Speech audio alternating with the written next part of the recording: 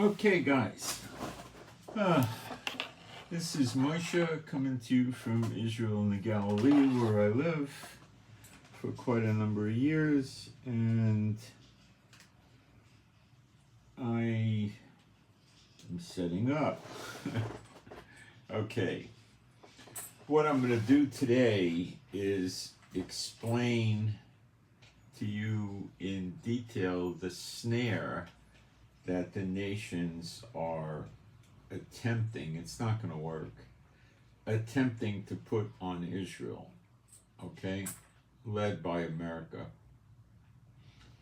And we're going to discuss the Jeremiah 50 verse 24 snare that America is in. And if you think it's not real, then you need to read Jeremiah 50:24 and come up with an alternative explanation, because I can't come up with one, and I haven't seen anybody come up with one. It's generally just ignored because people think it's too painful, but it's there. Just like Jeremiah chapter 30 verse 11, where God says he's going to destroy all the nations that he sent the Israelites into in captivity, which is basically about 125 nations. They've been through Asia, they've been through every place in Europe, most of the Middle East, parts of Africa, North, South, Central America, Caribbean, and so forth. It's a very large amount of people involved in nations. And the other one they ignore is, I think it's Ezekiel 38, the first few verses. It says that of the nations that attack Israel, he's only going to leave 1/6 of them behind in their home countries to survive, which is very consistent with Jeremiah 30 verse 11. Now this does not appear in the more modern English translations, where they've changed the underlying manuscript for the New Testament. But this is even in the Old Testament, so I don't understand. But it's in Geneva 1599, 1611 King James, and the more modern King James. Not, I don't know about the New King James. That's not a King James. That's a modified King James, courtesy of the churches. So, I'm going to explain to you using current news as to what's going on, especially the International Criminal Court, and show you where it's headed and what's going to happen. And then later on, we're going to do the law.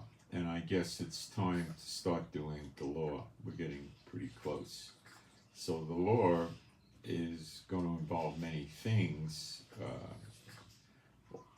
The Moedim, the holidays, when they are, how they're celebrated, what's done, offerings, sacrifices, priesthood, temple, tabernacle, altar, all of this stuff. But it's not going to, of course, happen in one day. I think we've thoroughly covered the great day of the Lord, which is Gog and Magog, which is Zechariah 12, which is the book of Joel, which is Ezekiel chapters 8 through 11, which is Gog and Magog, of course, Ezekiel 8, 38, 39.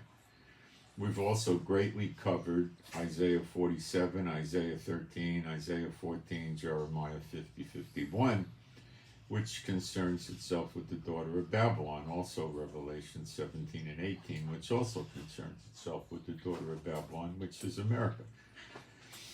So we've covered that quite thoroughly, and I think we finally got it straight. So now we're going to move on to the law, but we're still going to need to be covering current events and how they fit into Bible prophecy, because it's unavoidable. How can we not cover that? It's ridiculous.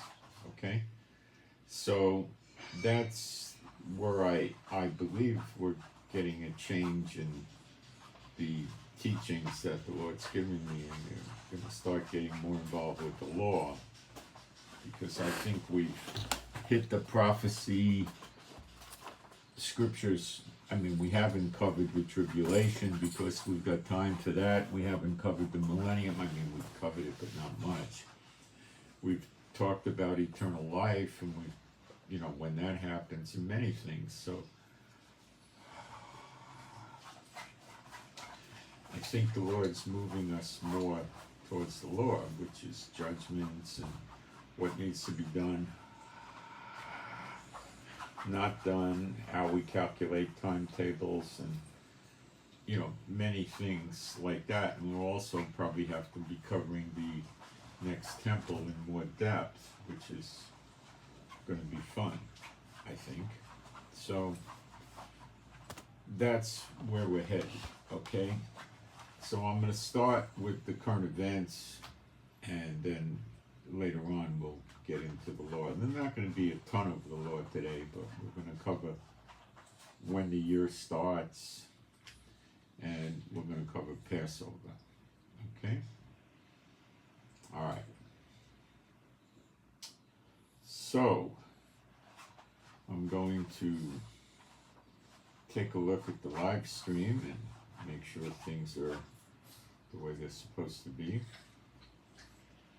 And this is going to take me a second. We got sound and picture. I need a very short period of time to do some what I call housekeeping in the chat, which is going to be quick, but don't give up on me. It's not going to be a long run, but I need to do it. Now, I do welcome questions. There's no problem with those, and I do check the chat periodically for questions, and I try to answer them. And you could also, I'm going to have my email address up in the chat very quickly, and you can, whoops, made a mistake here.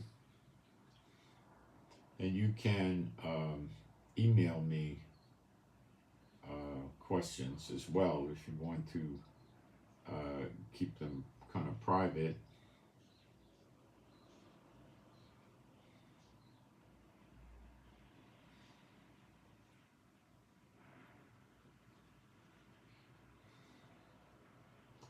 Okay, I'm moving as quick as I can move, guys. I know sometimes people get fed up and they leave, but there's nothing much I can do.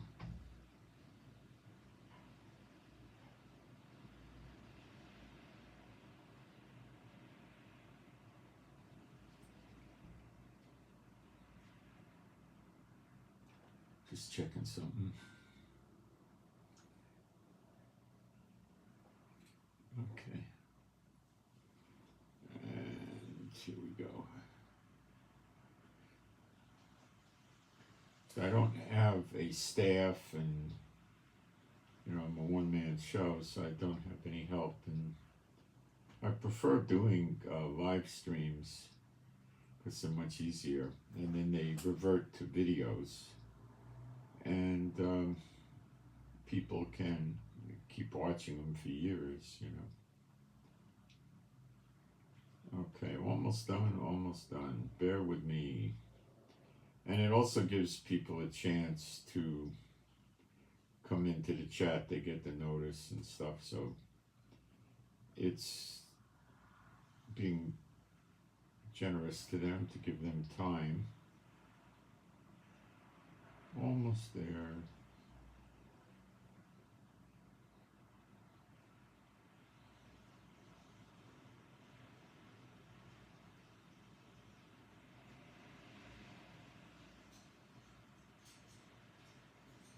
Alright, now I gotta get my email address in there.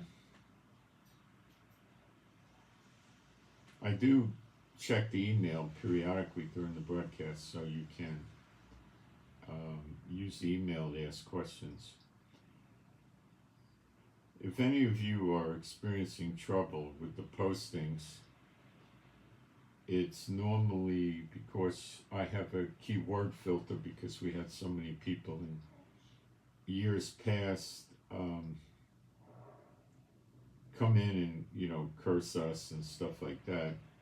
So I have a big word filter there to stop that. So if you can't post, it means that you are using offensive words of some sort normally, and you could change the words you're using and it should go up. Now, a lot of these people try to be cute and they come in here and they want to curse Israel and use foul language or whatever. And they say, gee, I can't, do this. And they try to see if they could get me to remove the filter or something like that. And then they post some really offensive stuff. They 99% of the time never email me their question because it doesn't, accomplish their goal, which is to curse us. I also don't mind people putting up scriptures, but if you want to preach, this is not your venue, it's mine, and I'm responsible for what you preach. So if people are going to start putting up the churchianity doctrines, I'm going to remove it. Okay, I am New Testament and Old Testament, obviously. All right, so let's proceed with our praise, because we're a Bible-believing site, Old and New Testament, okay? There is no God like Jehovah. There is no God like Jehovah. There is no God like Jehovah. There is no God like Jehovah. There is no God like Jehovah. There is no God like Jehovah. There is no God like Jehovah. There is no Messiah like Yeshua. There is no Messiah like Yeshua. There is no Messiah like Yeshua. There is no Messiah like Yeshua. There is no Messiah like Yeshua. There is no Messiah like Yeshua. There is no Messiah like Yeshua. Okay. Now, there's something that the Lord wanted me to cover with you people that has to do with spiritual warfare.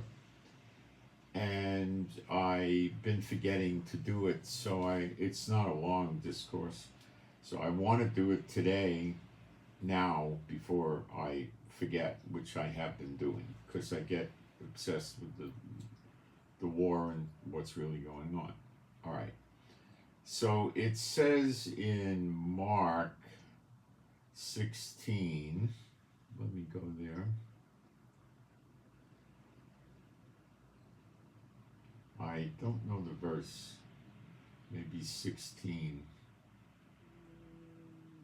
No, verse 17, the old man was close. And these signs shall follow them that believe. Do you believe? In my name shall they cast out devils. Okay.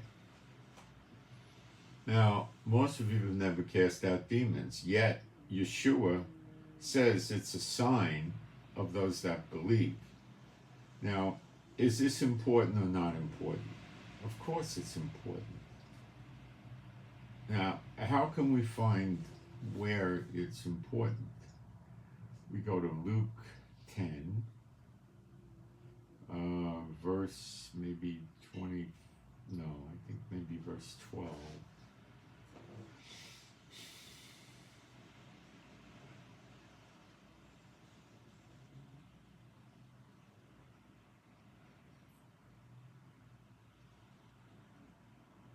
It's not 12, I'll find it though.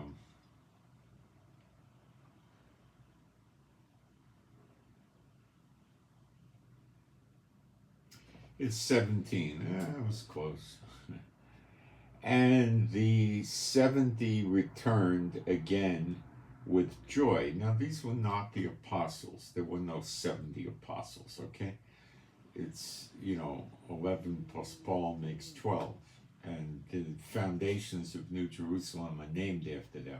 So there's only 12 apostles. There are no other apostles. People that tell you that are liars.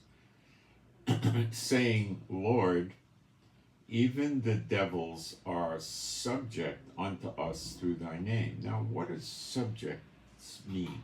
The word subject. They say subject unto. It means a subordinate position. Let's see how Storms calls it. To subordinate, obey, be under, obedience. Okay? Now, you can take a narrow view of this and say that this is just demon tossing, but it really isn't. It's much broader. Okay? Now let's keep reading in verse 18 of Luke 10. And he said unto them, whoops, thing spun on me. Okay, it's a good and they're also bad. Okay. And he said unto me, behold, Satan as lightning fall from heaven. I beheld Satan as lightning fall from heaven. Now, when you read Revelation 2, I think it's around verse 12, the church of Pergamos, it says that's where Satan's seat is, and that's where Satan dwells. So when Revelation 2 was written, Satan was already cast down from heaven. Inescapable, okay?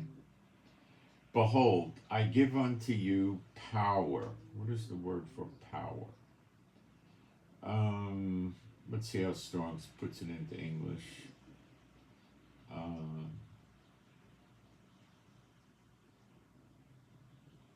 Ability, privilege, force. Okay, you got the idea. I give unto you power or force to tread, that means walk on, serpents and scorpions, and over all the power of the enemy, and nothing shall by any means hurt you. Now let's talk about this. What are the serpents and scorpions he's talking about? Well, he's referencing the serpents and scorpions that come up out of the pit. They're locusts that have a stinger like a scorpion or like a serpent in your tail. And that's tribulation stuff, as far as I know.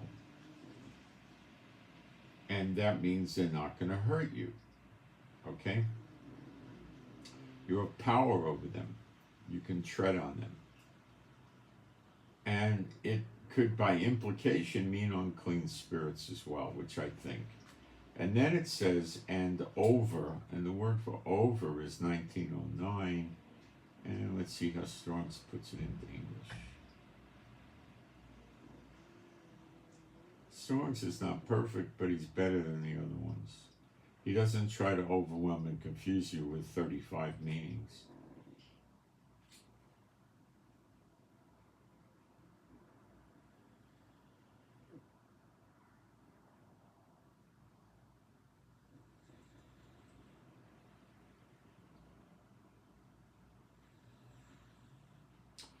Superimposition, it's over, is an easy way of saying it. Over all the power of the enemy. Now, the word for power of the enemy is dynamis. It's Strong's 1411 in the Greek. And let's see how Strong's puts the word into English. All the force.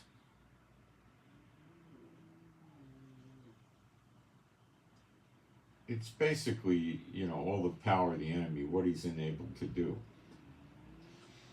Power of the enemy, and nothing shall by any means hurt you. Now, the word for hurt is 91, Strong's number. Act unjustly or wrongly. So it doesn't mean hit you in the head with a baseball bat. It's broader. And let's see how Strong's puts it into English. Where did Strong's go? There's Strong's. Okay. To be unjust. To wrong. Okay? Now, this is the same word that the two witnesses are using. It's Greek 91. I'm going to check it. I believe it's the same word for the two witnesses in Revelation 11. It is. And if any man will hurt them, it doesn't mean try to kill them. It means wrong them. Okay? Fire proceeds out of their mouth and devours their enemies. And if any man will hurt them but wrong them, he must be in this manner killed. So the way Strong's gives you the meanings, there's a guy named Gesenius who didn't do such a bad job with the word meanings either, but he doesn't have any, there's no work out there keyed to Strong's number. They don't want you using Gesenius's work. To be unjust.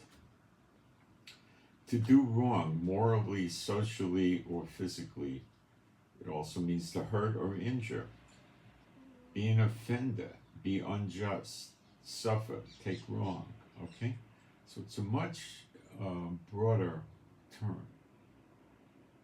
Okay?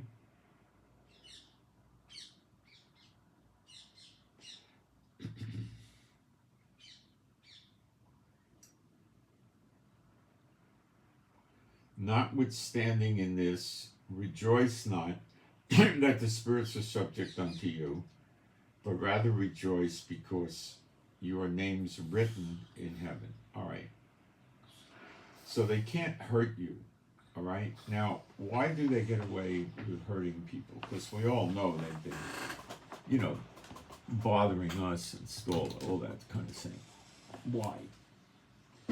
Well, they can go after people that aren't believers, because if you're not a believer, you're in sin, because you're calling God a liar and denying the Bible and all of that, right? So that's sin. They're giving place to the devil. So you got to read that into it too. If you're giving place to the devil, he can have at you. How much depends on how much place you give to the devil. Now,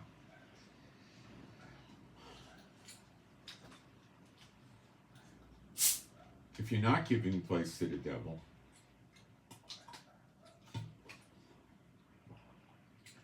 he has no power over you. Yeshua said, the devil found nothing in me, which means he didn't find Yeshua giving place to the devil.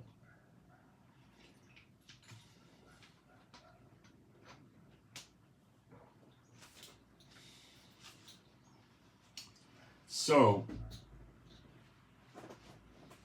if you're out of the churches and you're not committing murder and, shooting heroin and robbing, stealing, lying, extortion, blah, blah, blah, blah, you shouldn't really have to worry about this. So, when you do not do this, you're letting the devil wrong you and stuff like that. Now, if you don't want to get involved in the spiritual warfare seriously, all you really have to do is toss the demons out of the people that are bothering you. And I'll explain. Let's say the person's name is John Doe. Now you can do this over distance because it's God essentially performing this, because this is his word that if you do it, it'll happen, and he'll make sure it happens. Okay? So the way it would go is so simple, John Doe. In the name of Yeshua HaMashiach, which means Yeshua the Anointed, the Messiah. And Messiah means anointed. It's Mashiach in Hebrew. In the Greek, it's Christ, and in the Latin, it's Christos. But it's Mashiach in Hebrew. Okay, so it's in the name of Yeshua HaMashiach, or you could say Yeshua the Anointed, or Yeshua the Messiah. I command you, unclean spirits, to depart from John Doe immediately, and never return unto him again. B'Shem Yeshua HaMashiach. That's it. And don't look for signs in the flesh. You may see them and you may not. When we read the New Testament, Satan at times would take somebody when the demon was being tossed out, they would toss him, throw him, and stuff like that. Well, Satan cut that stuff out fast because it didn't help, and it was building up the faith of the people because they saw the manifestation of doing this. Now, we walk by faith, not by sight. So when you do it, just believe it will happen and forget about it. Don't look for signs in the flesh. You'll, at times in your career of demon tossing, you'll see such signs. I've been demon tossing about 40 years, almost 40 years, and I have seen a lot of signs, but you don't always see the signs. The demons are smart to that, okay?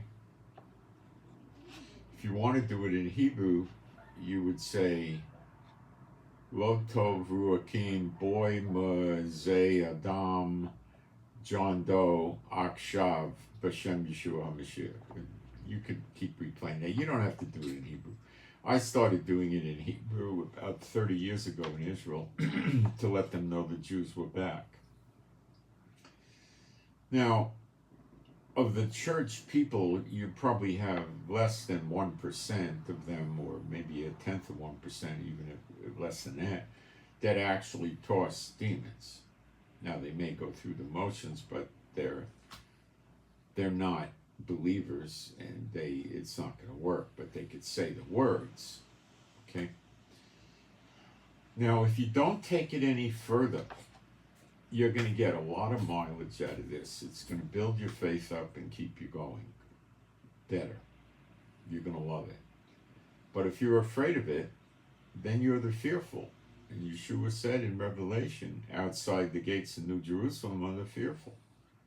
Why are you fearful? Don't you believe God's word? Nothing shall by any means hurt you. You don't want to believe that, but you want to believe in your salvation. Are you really a believer? Do you really have the faith? These signs shall follow them that believe. In my name they shall cast out devils. So, what is it? You can't just sit back and not get involved in the war.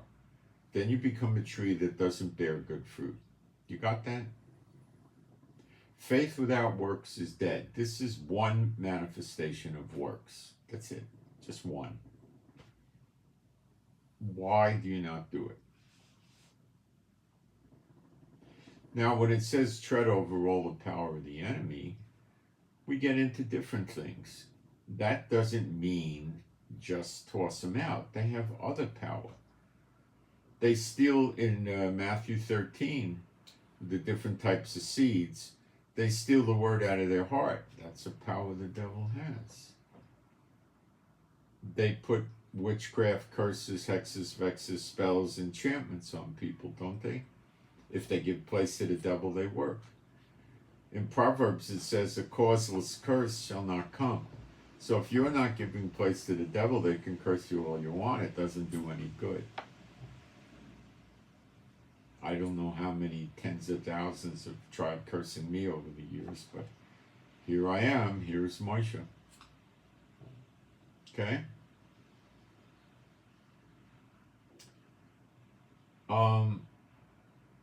Don't try to figure out how they think. It's a waste of time. They're under delusions. It's just a waste of time.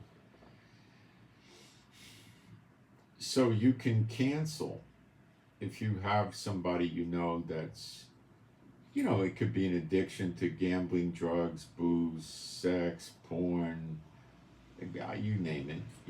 It could be one of these jerk spots. Put some curses on this person. And you can demon toss the person, number one. And then the way I would say you do it is, again, B'Shem Yeshua HaMashiach, I make null and void any and all witchcraft, sorcery, spells, enchantments, designed to affect John Doe. Immediately such things are null and void, and any unclean spirit that a hand or a part in such things is hereby kicked out of any person therein. B'Shem Yeshua HaMashiach. That's it. Then they're out. Can you take a demon that's not in a person that's bothering somebody and throw him into the pit? Well, if you have faith, you can tell a mountain to pick itself up and throw itself in the sea, so why couldn't you do that? You could sit there and say, I command any unclean spirit not in a person that's bothering me or my family to go into the pit, the dry places that unclean spirits go to when they're cast out of somebody. Go there now and stay there for a spell.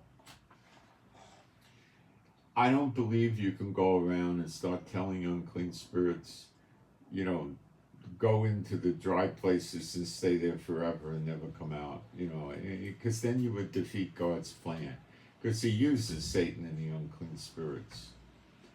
And you would be getting rid of all of them, and that's not something that's going to happen.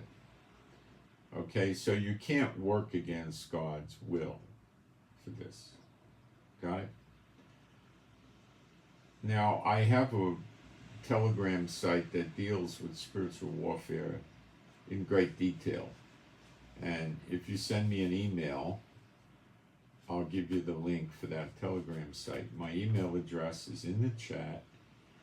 It's at the bottom of the description box under the video, and I'll read it to you. It's israelgiving with the number 7 at gmail.com.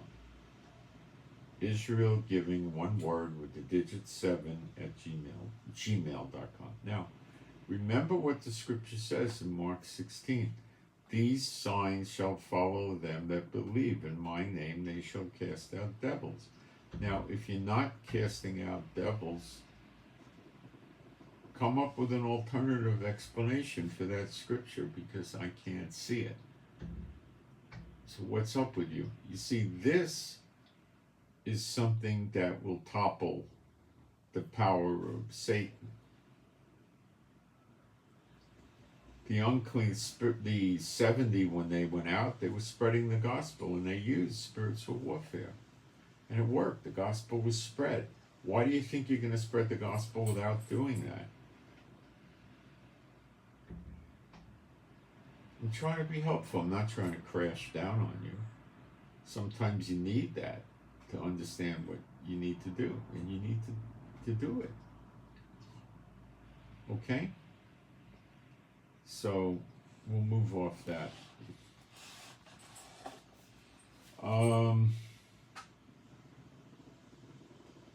So let's get an update going on. Let me check the chat, and then we'll get an update going on what's going on, starting with the Houthis,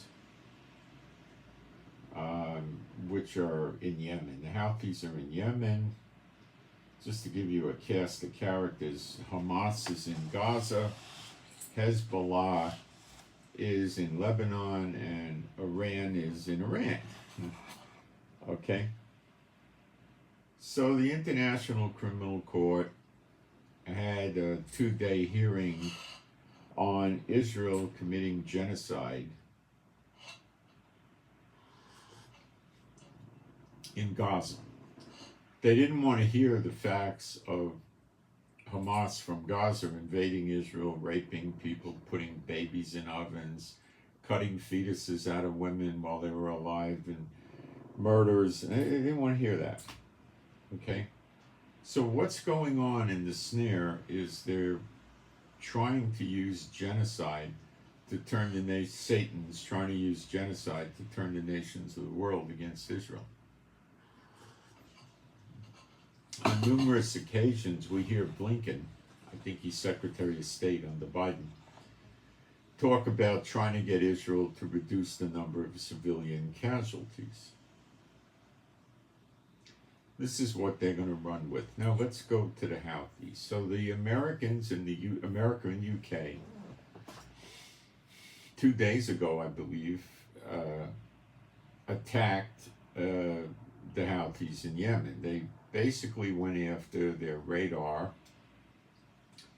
They went after their missile storage facilities, launchers, production facilities, things pertaining to Yemen launching missiles and possibly drones at ships in the Red Sea.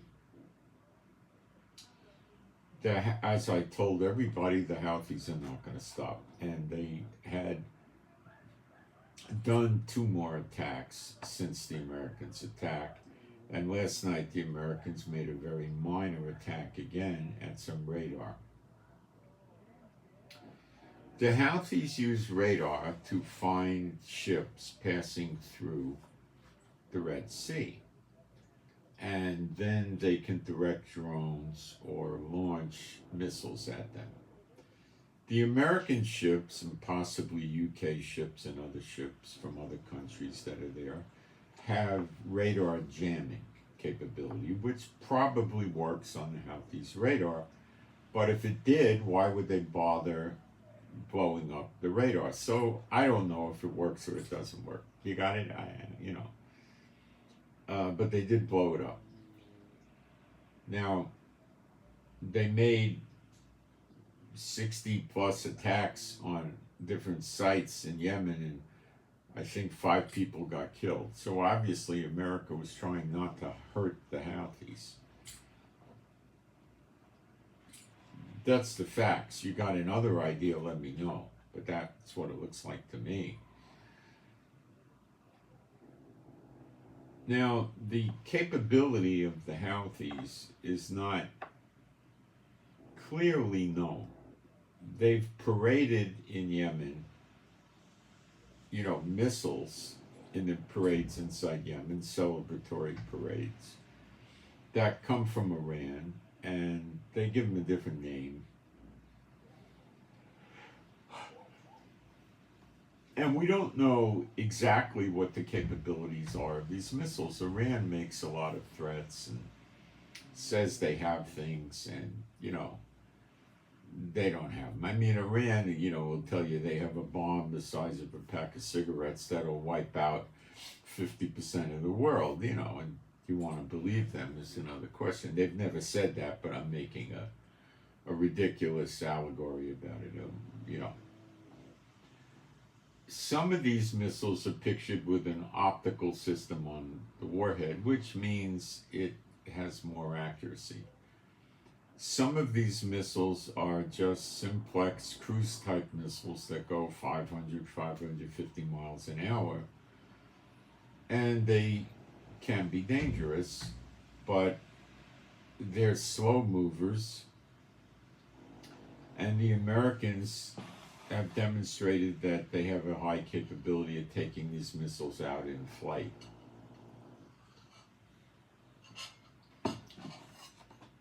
According to what they parade around in their celebratory parades, they have other missiles that seem to be ballistic. That means they might go Mach 2 or Mach 3, so the time from launch to impact is far lower. And some of them have larger warheads. Most of their missiles that they've been using have a warhead equal to 155 millimeter artillery shell, which is not going to sink a ship that's 6, 8, 900 feet long and 125, 150 feet wide. It can cause fires, which these boats have a very good capability of putting out. It might, on a container ship, hit the containers and not even damage the ship. Containers are not going to be highly likely to burn because they're contained inside, thick metal containers, but they can throw such a container out in the water. They can use hoses or chemicals on it. They have measures. It's not easy to make the goods inside a container burn because they're encased in metal, and then, the containers are watertight. They're not, I don't believe they're airtight, but they're watertight. So the fire is not going to get in there, There's other ships. There's ships with grain, ships with fuel, and of course the fuel is in tanks. It's not laying around, but a fuel ship is way, way, way more vulnerable. Okay, an oil tank or something like that. So it appears that the Houthis have not used their advanced weapons. It appears by their actions, not their words, that they're not very interested in sinking warships from the American coalition or the Indian people or other countries like Spain that don't want to submit under America in this effort in the Red Sea. It appears they want to scare everybody, so the shipping stops in the Red Sea. Have they been successful? Yes. Shipping is down by at least 90%, and probably more like 98, 99%. It appears they likely, last night or yesterday, attacked a Russian warship in the Red Sea. What it's doing there, I don't know.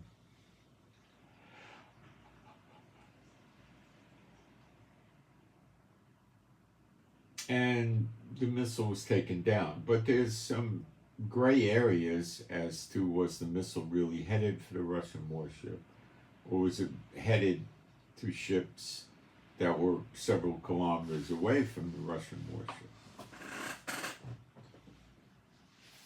Why would the Houthis want to attack a Russian warship is a good question. Maybe Russia didn't ask for permission to cross.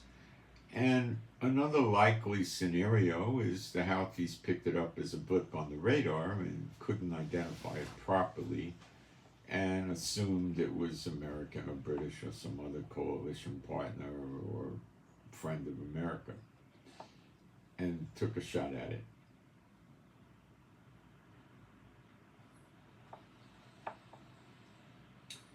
So the Houthis, if they start sinking merchant marine vessels, they're going to probably destroy a crew of about 25 people, maybe 35, maybe 18, something like that. It's not going to be 300 or 400 people. They don't have crews anywhere near that size.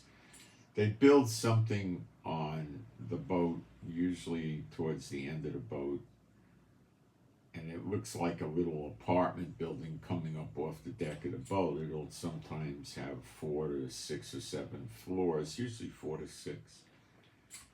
In there is the control center of the boat.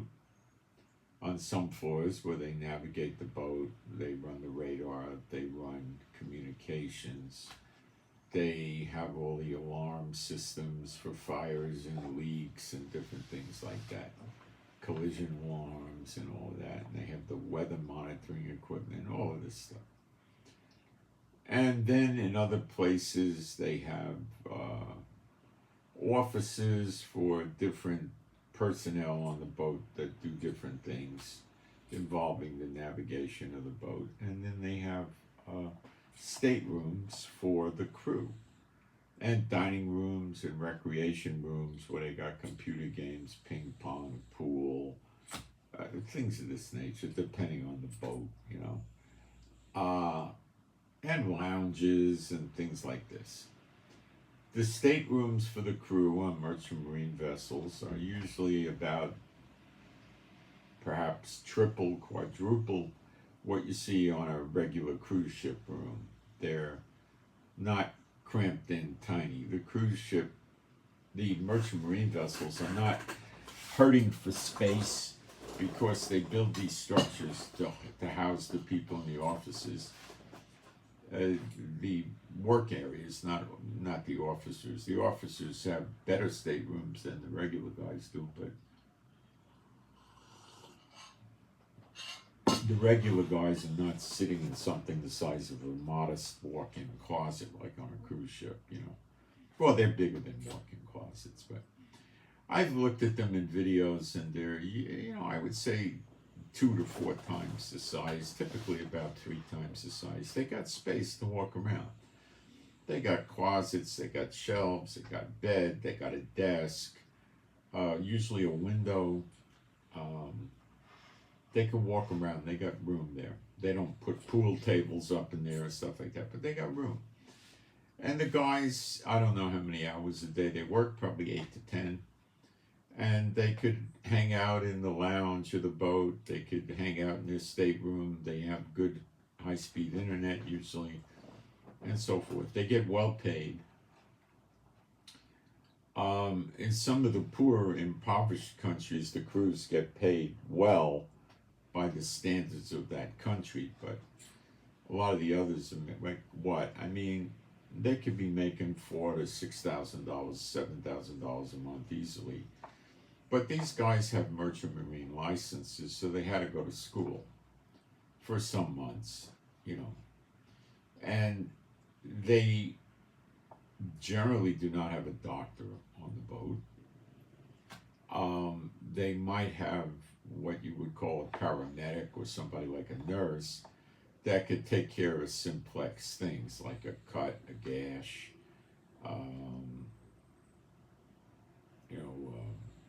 someone gets a migraine, they get food poisoning, stomach upset, diarrhea, vomiting.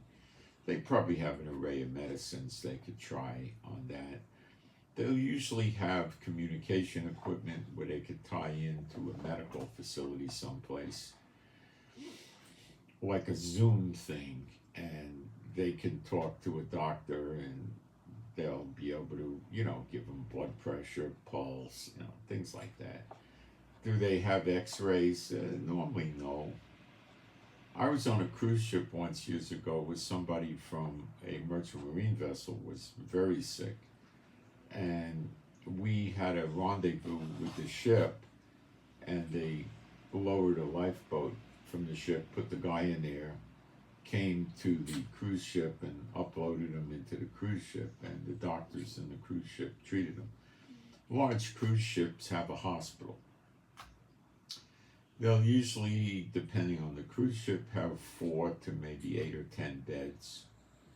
On a large ship with 6,000 passengers, they're probably going to get to 10 beds. On a small ship where you got 3,000 people, it's probably one doctor. When you get into the larger ships, 5,000, 6,000, I imagine they go to 2 doctors. They have several nurses. The nurses sometimes are paid, but not well. They get to cruise, so they'll sign up for 6 months. They want to work on vacation away from home. They have problems, or they want to party or whatever. So they go on there and they work a shift in the medical clinic, hospital, and the rest of the time is their own. They get free room and board. They get crew quarters. They eat for free. So whatever they're being paid is, they have no expenses. Their cleaning is done on the boat. Nothing. So they could save a bunch of money, which is another motivation. Somebody might do it for 6 months or a year to save a lot of money. They're pretty okay paid. Not great though. So it's a working vacation job. The doctors are paid pretty good wages. And again, that's a doctor that's probably got problems and wants to get away from it all, Doctors generally don't want to make a career of working on a cruise ship, okay? They do it for a spell. Maybe they just got divorced. Maybe they have a lot of debt, they went bankrupt, or their practice fell apart for some reason, or who knows what. And they work on the cruise ship. And they usually take them from pretty good countries, America, UK, maybe Canada, maybe France. They're decent doctors, they're not garbage doctors. So they have ability on the cruise ship to do minor, procedures like that you would call surgical, like somebody got a gash. They can give them an anesthesia, clean the wound, put stitches in, bind it up, and supervise the wound care after that. They can probably set some fractures. They have x-ray, they have sonogram, and they have the communications to serious medical facilities where they can get advice from specialist doctors, like a cardiac guy or a thoracic guy or an orthopedic or whatever, right? So they communicate that way, and they have diagnostic equipment that's sophisticated. So they brought the guy on the ship. I don't know what was wrong with him, and then they treated him, and then we got to a port the next day, and they offloaded him and sent him to a hospital. So the merchant marine people take a lot of pains to make sure that their guys get medical attention. But if they're, 1,800 miles from land and they don't have a doctor, then they have to try to find help. And so it's got a danger element to it. I knew a guy years ago that did it for a while. He was like a paramedic, a corpsman or something on the boat. So it's not an easy thing. So they're at risk for medical, right? So anyway, the ships worry about them,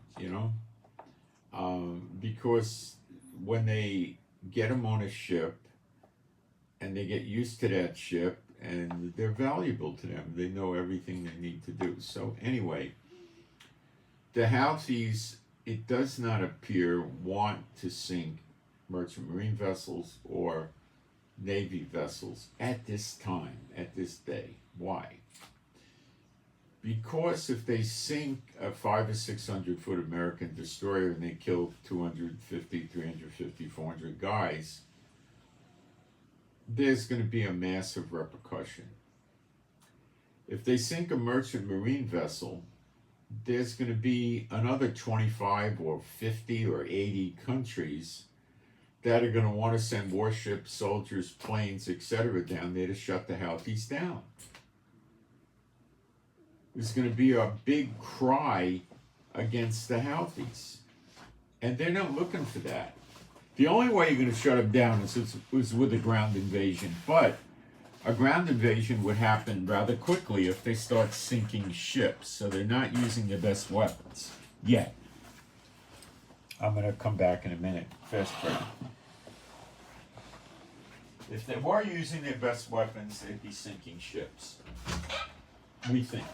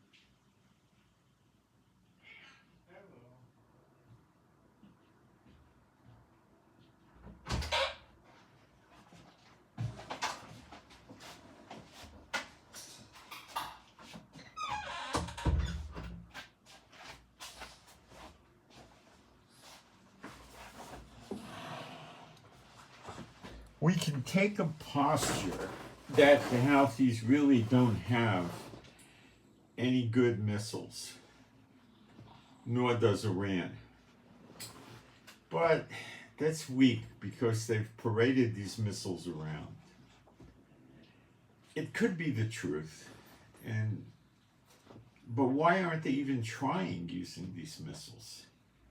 See, they're not interested in doing that. They want to stop shipping, and they've succeeded. Now there's a new phase.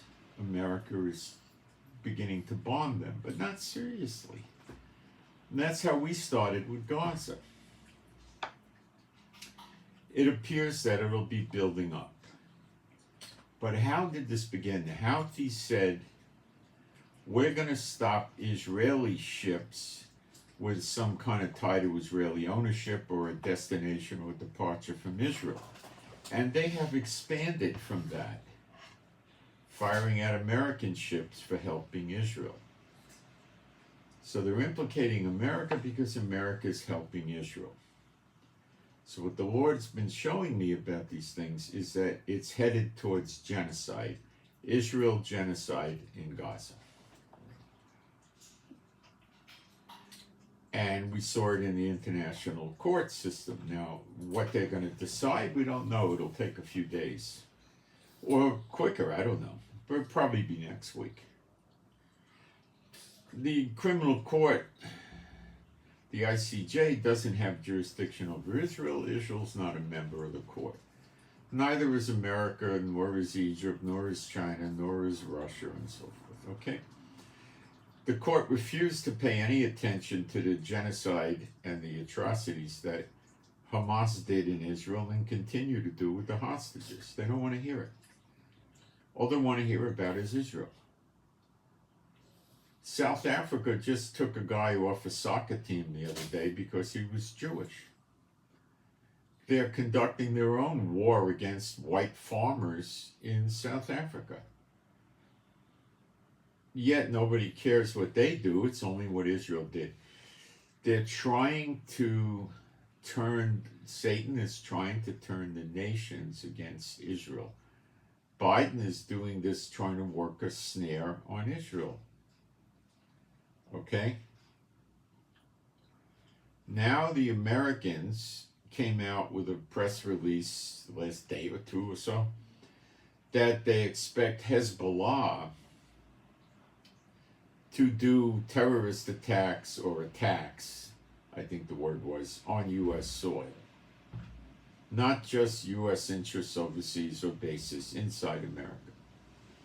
Now, does that mean Hezbollah is going to take their long-range bombers that are stealth and attack America? Of course not. They have no such military technology.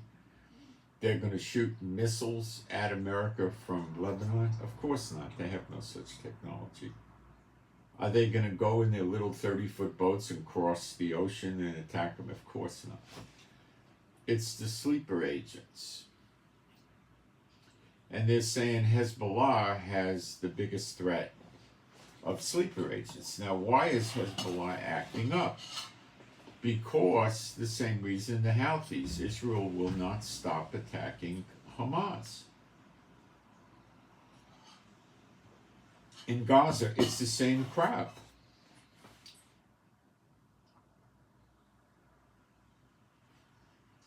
Why? Genocide. Do they discuss that Hamas will continue to fight Israel if they leave them alone and let them sit there? No. No. Do they talk about Hamas stealing the humanitarian aid to keep it from the people of Gaza?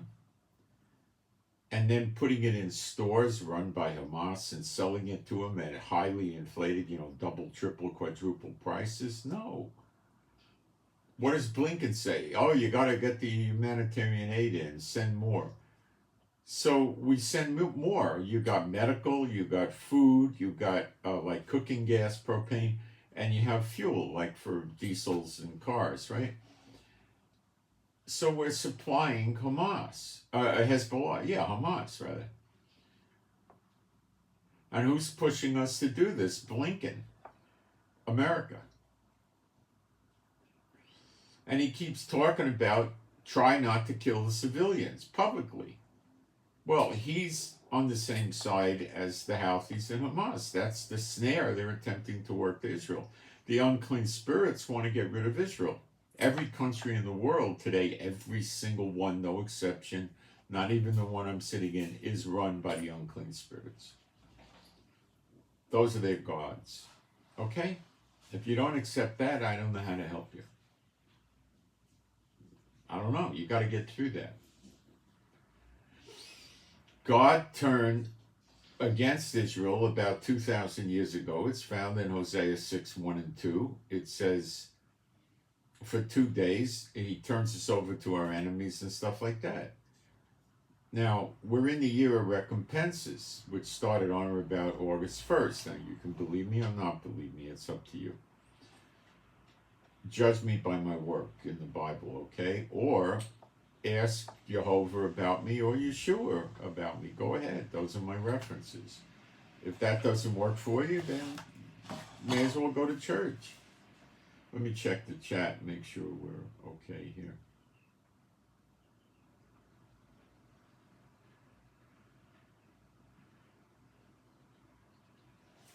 So, what's going on with Biden is he has to come up with some decisions. Now, what they're not telling you about the sleepers is they have, in the Pacific region, America has two large enemies, North Korea and China. North Korea constantly threatens South Korea. Does that have anything to do with Israel? Not a thing. China threatens Taiwan. They want to annex it back to China, as they phrase it. Does that have anything to do with Israel? No. A lot of people in Taiwan think that they're lost tribes. Are they? I don't know. Possible, but I don't know. Japan will join in the fight if South Korea gets hit or Taiwan gets hit. Is that got anything to do with Israel? No. China's pushing the Philippines around because they are afraid that that's a strategic base for America if there's a big fight over there. And America's helping the Philippines. Does that have anything to do with Israel? No. No. Russia is fighting Ukraine by claiming they want to annex it back.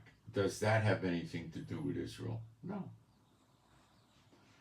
America and NATO are bringing weapons for Ukraine into Poland by air, and then they get transported by ground into Ukraine. Does that have anything to do with Israel? No.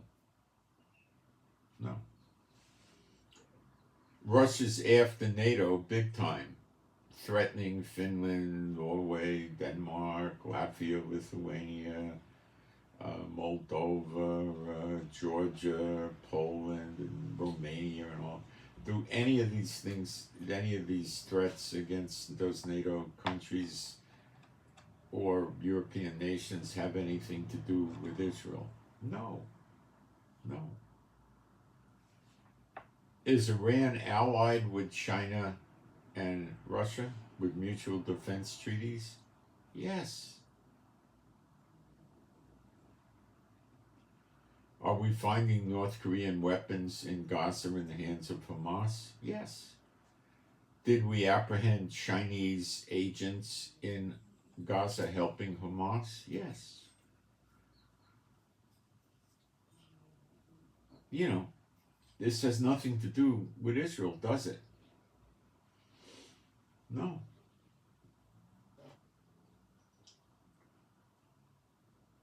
Yet they're in the process of twisting and turning everything to be on Israel. So if there are going to be terrorist attacks in America, which there will be from the sleepers and so forth, they're blaming it already before it happens on Hezbollah, so it feeds back to Israel. And they're trying to build, America is trying, and the other nations, trying to build anti-Semitic sentiments very high.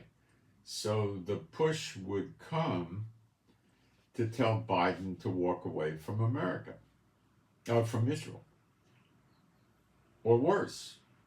Now it says in Jeremiah 50:51, America is going to do evil to Israel. It already did with the October 7th thing, which they were complicit in my opinion, and they're still going to do worse things. Now, what would these worse things do? Well, nobody talks about what happens post-war in Gaza. Hamas isn't shooting missiles and rockets anymore to speak of. Let's take a look at the red alerts and see what's going on with Hamas rockets into Israel. It shouldn't be hard to do. I'm going to go to the red alert channel and backtrack it. Okay. Red alert.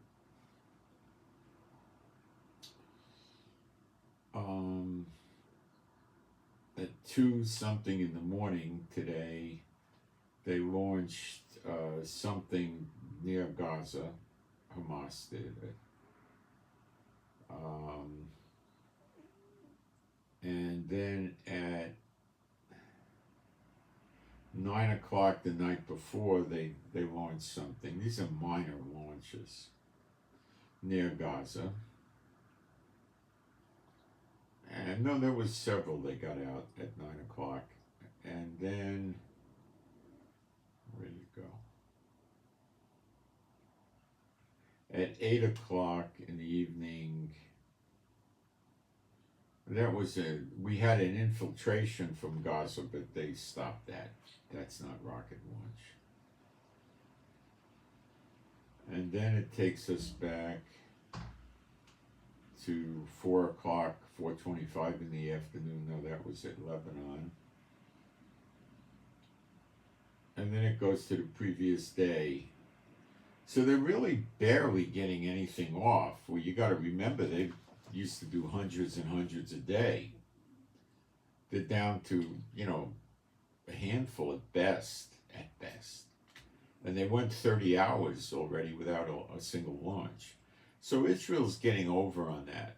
Okay, so basically they're holding up in buildings and tunnels and trying to fight against Israel, and it's going badly for them.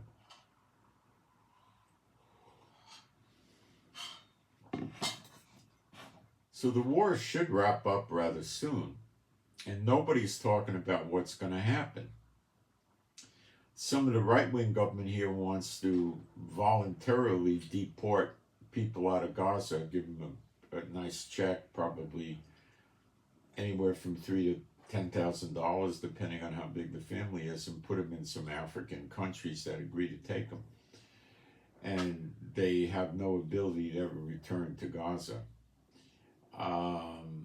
They get residency status in the other country. And Netanyahu came out and said to the press, this is not Israel's policy, because Biden was upset. Biden wants Hamas to stay in Israel so they could rebuild and kill more Jews. America and the European Union and the UNWRA give many millions, and Qatar and other countries give many millions of dollars every year to Hamas in Gaza.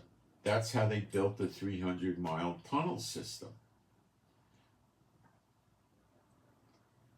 And that's how they get all the weapons.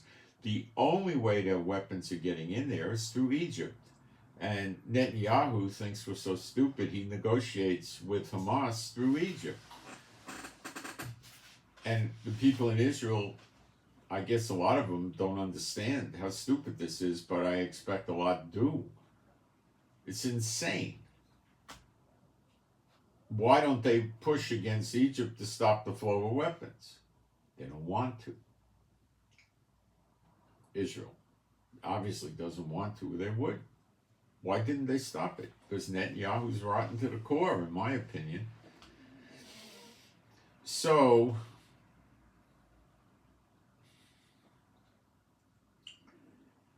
the big $1 million question is what happens to these people. Probably 85% of the buildings, the houses, have been destroyed completely or in part, so they're not habitable. The streets are broken, the sewers are broken, the water is broken, the electricity is broken. Everything is busted up. So they could live there in tents.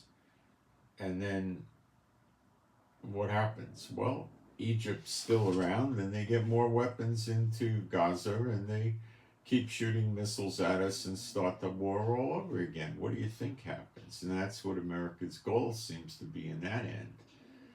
Now comes Hezbollah. America said they were going to help us with Hezbollah if they opened the second front, which by any stretch of the imagination, a fourth grader could realize they did open a front. America didn't do anything. All America did was feed weapons to Israel. Okay? And it gave Israel a good sense of confidence, and we opened up a big war with Hamas. Then we opened up a big war with Hezbollah, although it hasn't come into its fullness, it probably will. The Houthis are not suited to fight a ground war or an air war because they have no aircraft. They really don't have any navy against Israel. So they can't do much. And Israel could go and attack the Houthis, but they're not going to. Israel doesn't see a big enough threat at this point to do anything like that. And they're stretched pretty thin. Syria and Iraq, well, occasionally militia groups launch 1 or 2 missiles into the Golan Heights that typically don't do anything. They get knocked down, they land in open fields, they malfunction and whatever. Turkey hasn't done anything. Egypt hasn't attacked us. Jordan hasn't attacked us. Now, Jordan did, and I think Saudi Arabia did sign on to the genocide thing that South Africa filed against us. All the indications are they're going to rule against us, but we got to wait and see.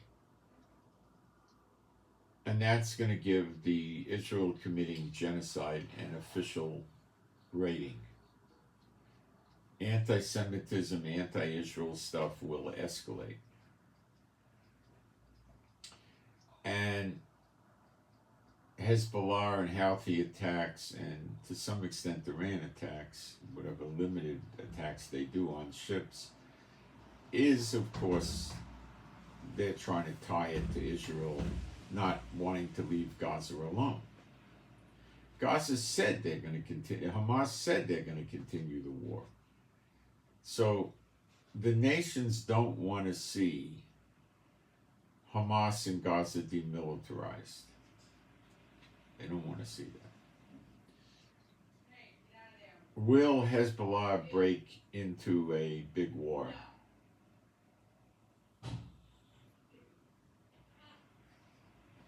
Probably.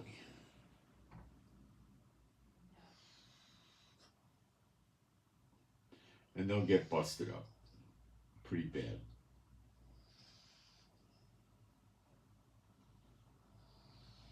There's a very high chance Netanyahu's going to get removed from office by a vote of no confidence, it looks like, which Biden wants. He thinks he'll get more mileage out of Gantz than he does out of Netanyahu, which means doom and gloom on Israel. Gantz is, an S-spot like Netanyahu, but the difference is Netanyahu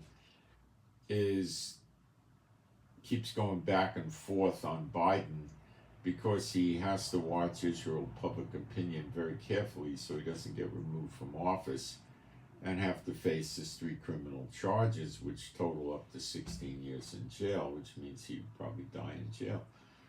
So he tells Biden, okay, I'll do it, and then Israel public opinion rises against him and he doesn't do it.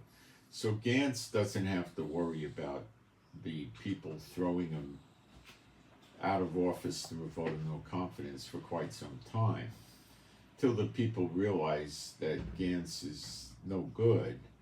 Would take at least 90 days, and they'd probably give him another 90 days, and the damage is done.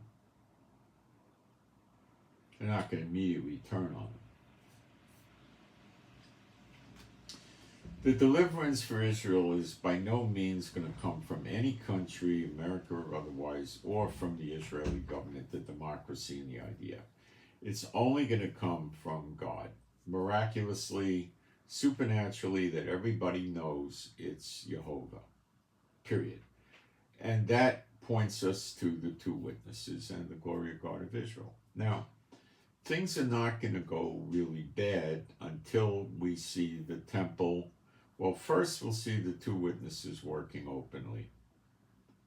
Okay? Then we'll see the temple and the tabernacle, which is found in Ezekiel 37, the last 3 verses.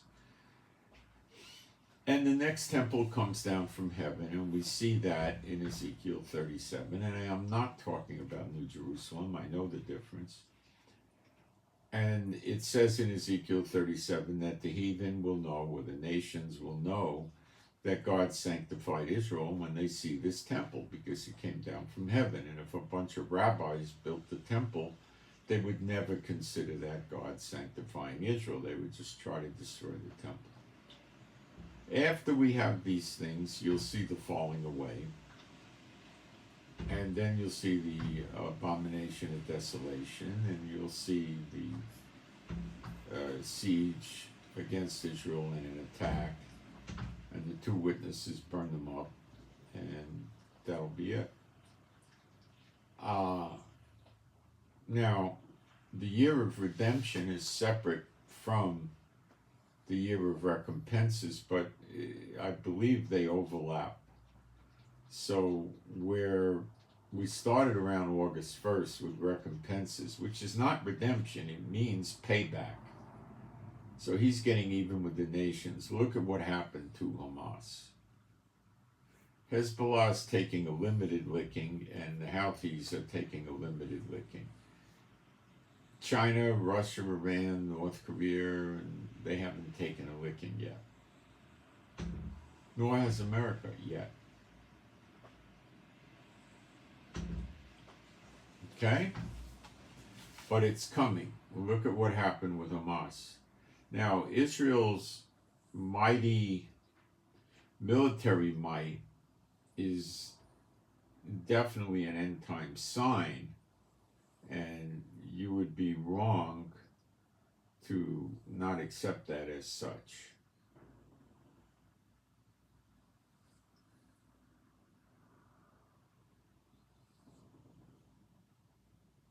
Now I'm looking at the weather. 40% chance of rain today, but not really until late tonight, and 50% tomorrow. So then we got sunshine for a while. So please pray that we don't get any more rain in the area. The roof hasn't leaked yet, thank God. Thank you for praying, and pray that it doesn't leak. I'll be right back.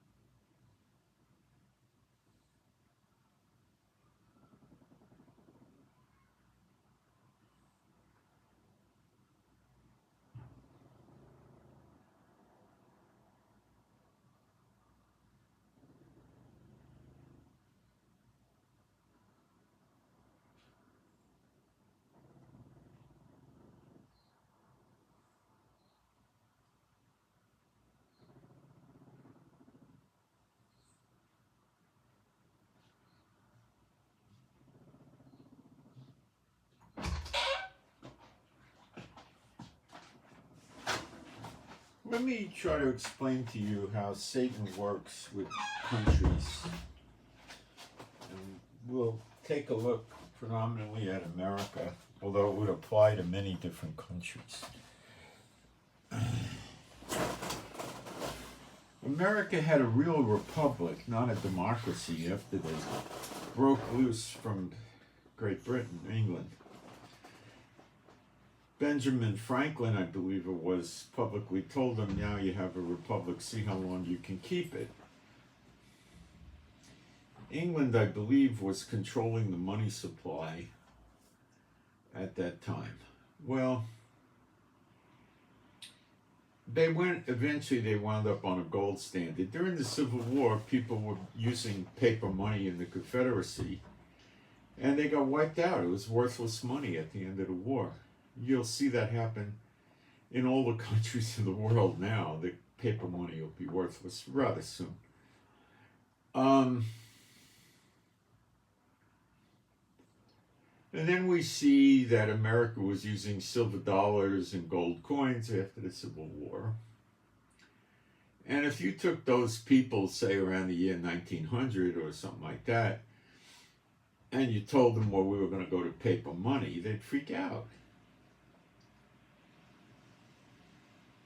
See, Satan doesn't live 70 or 80 years. So he works the different generations. So he goes by piecemeal, pieces. So what did they do? They were using gold coins until 1931 or 33. They passed a law. You could no longer use gold coins for currency in America, which is idiotic. And you have to turn it in, and they would give you $35 an ounce, which was under market. Market was probably $45, $50 or something. Something like that. It wasn't 100 or anything. But they still had silver in circulation, which was silver dollars. They didn't have any $5 or $10 or $20 silver pieces. It was just silver dollars. It was basically about an ounce of silver. When I was a child, they were still in use. You'd go to stores and get silver dollars and change. When kids got bar mitzvah, very common bar mitzvah present was you gave them 13 silver dollars. They bar mitzvahed at age 13. And that was the way the rabbis, the Talmudic rabbis, said you reached the age of accountability or something. It's just nothing in the Bible for that. It's just they added that in. It's in the Talmud, not the Bible. It's nonsense, but they do it. And they've relegated it more to a sweet 16 wrapped in religiosity for a boy when he turns 13. If you want to know how it's really practiced, that's it.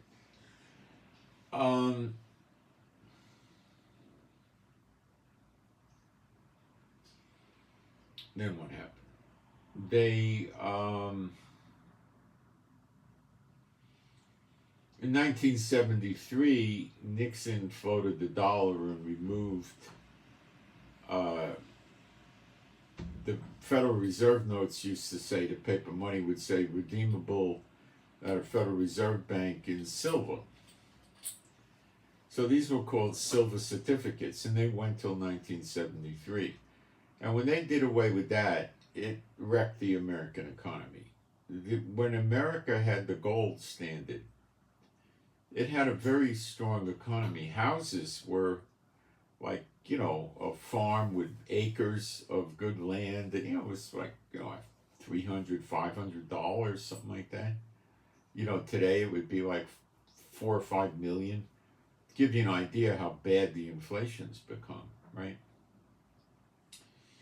See, when the amount of money they could print is based on gold reserves, they have what's called partial fiat money, where they give you paper money that says redeemable in gold at any Federal Reserve Bank. So you bring your $50 bill redeemable in gold, and they would give you gold coins, probably two $20 pieces and one $10 piece, or 10 $5 pieces. It didn't matter.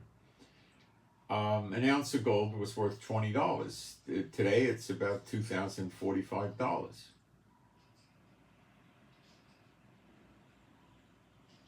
$100 times bigger, greater. Inflation it's murder. Inflation is like the silent thief that robs the people. The Americans increased Social Security for the year 2024 3.2%. It probably should have been 8 or 10%. Instead of robbing the people. Okay? Now, when America got off all the money standards, it enabled it to build itself into a great power. They hammered everybody who wouldn't accept the US dollar, made it the most in-demand currency, kept the value very strong, and they built up a fantastic war machine like Hamas on a huge level to be the hammer of the whole earth and the great voice, and they did it. And if they didn't have the ability to just wantonly print money, it never would have happened. It never would have happened. So the people in 1973 didn't really know what was going on. And it happened. They didn't know what to do about it. And the inflation didn't take a long time. By 1976 with Carter, it was runaway inflation already. So it took, I don't know, 3 years or so. It didn't take long.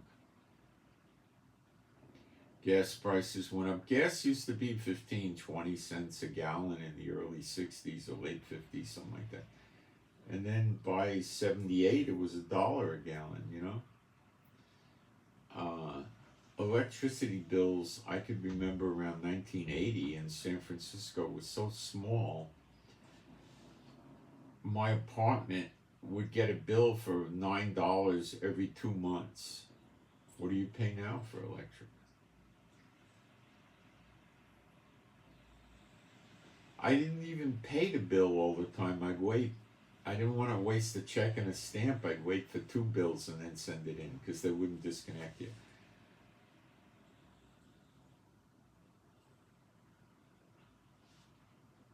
You know, people didn't have credit cards in the 60s and 70s. Very few people had credit cards. Very few. People wrote checks. So they started with consumer debt with credit cards. Many people didn't finance their cars after World War II. They saved up. In the years after World War II, like in the early 50s, you were able to buy a new American car for, you know, Miss Strippy, you know, with manual transmission, without power steering, without power brakes, a 6-cylinder, but still a big car. $900, $1,000. Good cars were, you know, better cars were $1,300, $1,500. Maybe a Cadillac was $2,000 or something.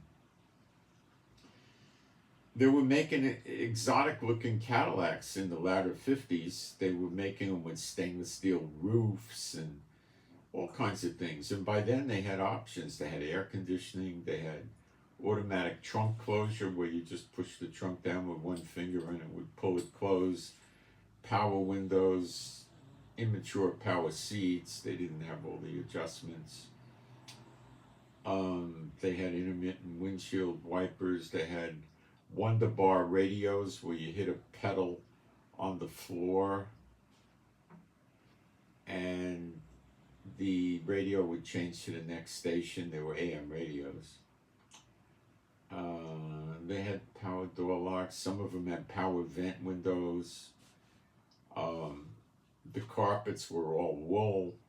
The seats were all different kinds of fabrics and leathers.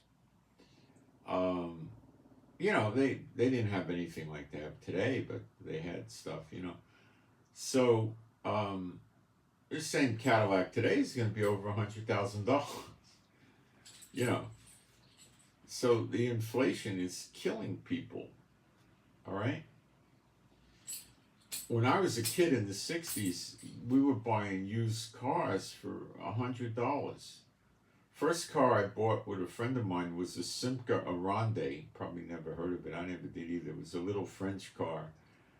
And we paid $90 for it. $90. And the car ran. $90. And you were able to buy really nice used cars for $200-300 in the 70s. And a car you could drive for 2-3 years. It just got insane, you know. That's because they keep minting money unlimited, and people in, you know, people that are big businesses and stuff know that, and they keep raising prices.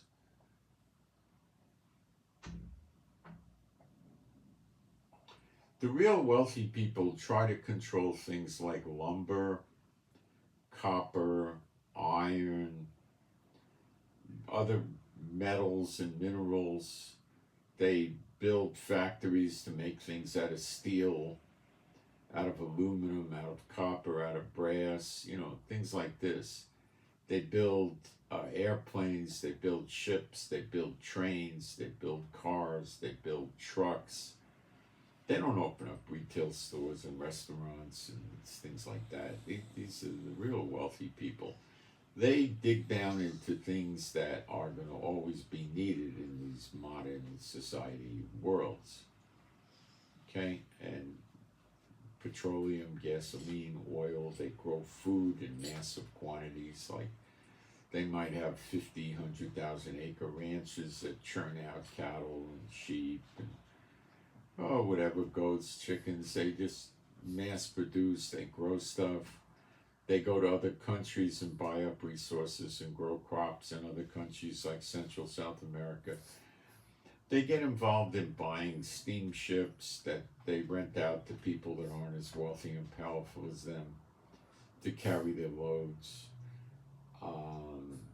They make, a lot of them go into military weapon manufacturing. Some of them make cotton, wool. Some of them make clothing in a big way, but generally that's not where the real rich are. And latter years, I'd say, starting after World War II, they started getting into medical companies, making medicines and medical equipment. They generally don't like owning hospitals. That's not good enough for them. They don't like owning airlines. They like building airplanes, but not owning the airlines. They like building cruise ships, but they don't like owning the cruise lines because they're too iffy, They go into communications. They like that.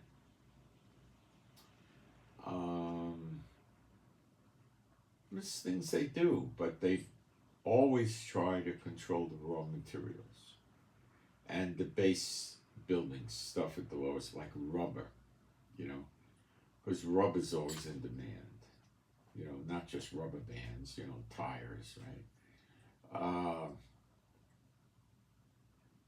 They make glass. They have rock quarries, and they make stuff with crushing and pulverizing rock.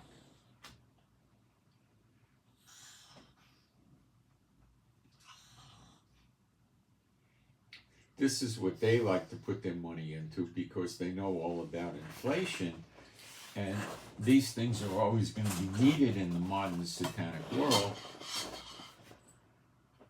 so they can just keep raising the prices and stay ahead of the game. How many people have a paycheck, and at the end of the year, the owner of the company says, well, we've had 9.3% inflation, so starting in January, your paychecks are going up 9.3% every year. Well, if they did stuff like that, and you were, working as a truck driver, you'd probably be making $300,000 a year. By now, they're not going to do that.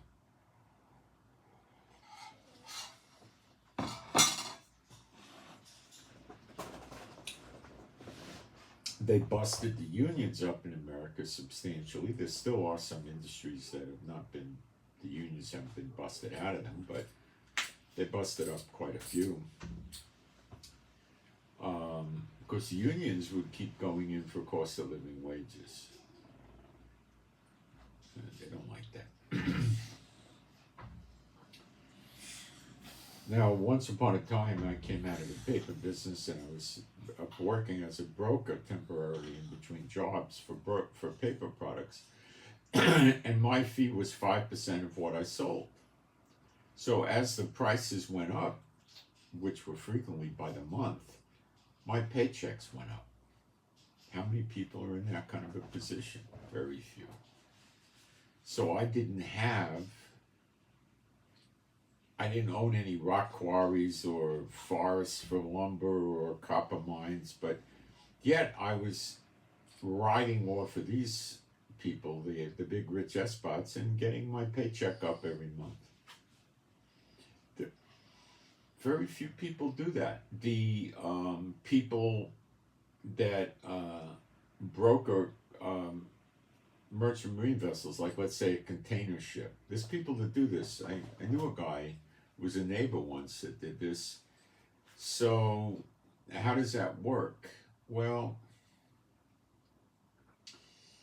the shipping companies send him notices of what ships are available where and when. So they're going to offload a ship in Italy next month on the 10th, and they don't have a load to leave Italy. So they turn it loose to many brokers. So if he has a connection in Italy for someone that needs to send a load out, he contacts them, negotiates a price with the shipping company, and they put the load on, and his commission might be $30,000 or something. He's going to get 5%.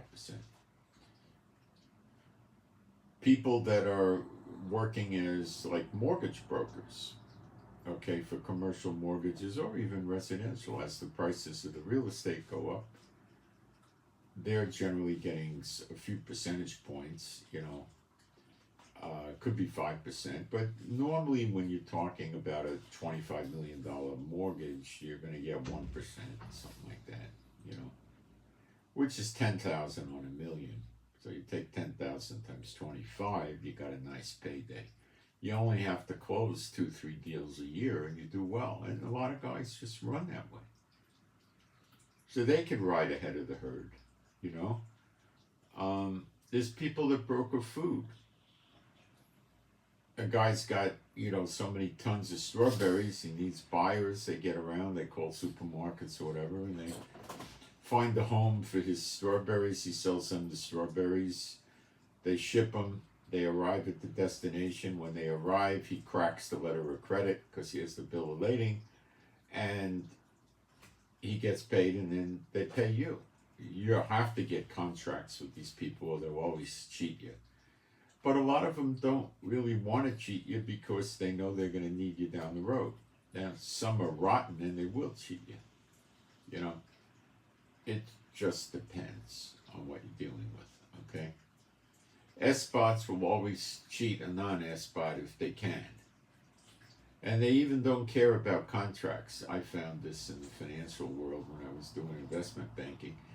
They don't care because so he sues me. So nothing happens but nonsense for the first year, then more nonsense, and then maybe in the third year it actually gets scheduled to court, and then we settle with the jerk. That's how they play the game. That's America.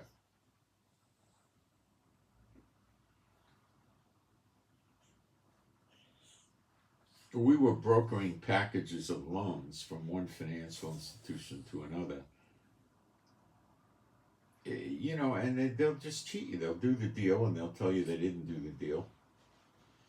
I had a friend, what happened is he was doing a big deal back then. It was, like 16 million or 20 million or something like that. And, a 1% commission would be a big payday. And the two banks decided that they couldn't pay this guy a commission because it was ruining the return on investment for the buyer, so they just told him, sorry, we can't pay you this time. As if they ever would. That's the S-spot. That's how they do business. Okay? That's America.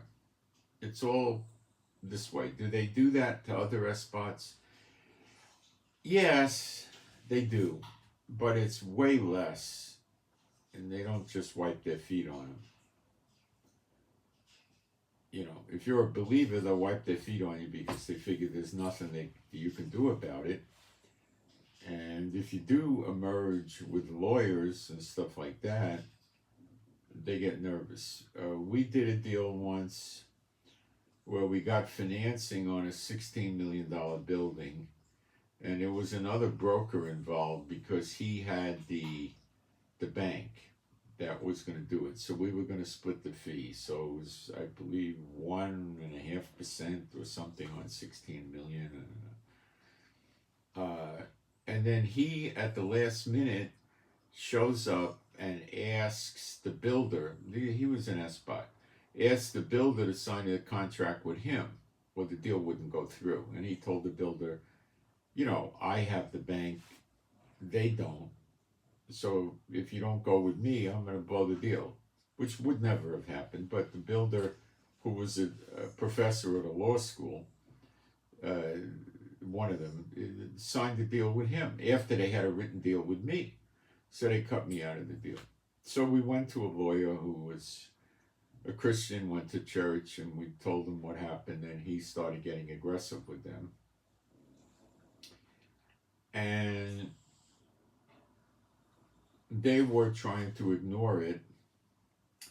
And then what we decided to do was get the court to freeze the loan so that the loan could not go through. The bank would have got mad at the other broker then and would have got mad at the builder who needed the mortgage. He was trying to renovate an old beer brewery building into condominiums in San Francisco, which had a water view. It was a great project. It did fund. It went through. I got paid. We got paid, you know, and all that. But, you know, we had to threaten to freeze everything before they paid us. And then he said, if you want this to settle, pay my legal bill. So we had to pay the legal bill because we needed the money. And they know you need the money.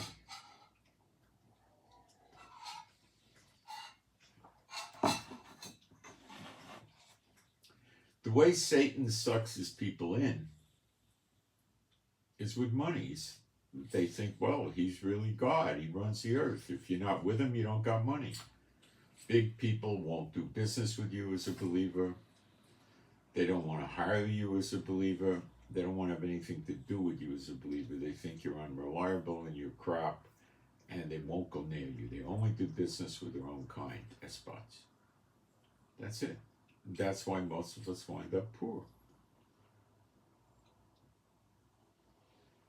That's, these days, we're not in redemption. It's going to reverse very soon. Okay?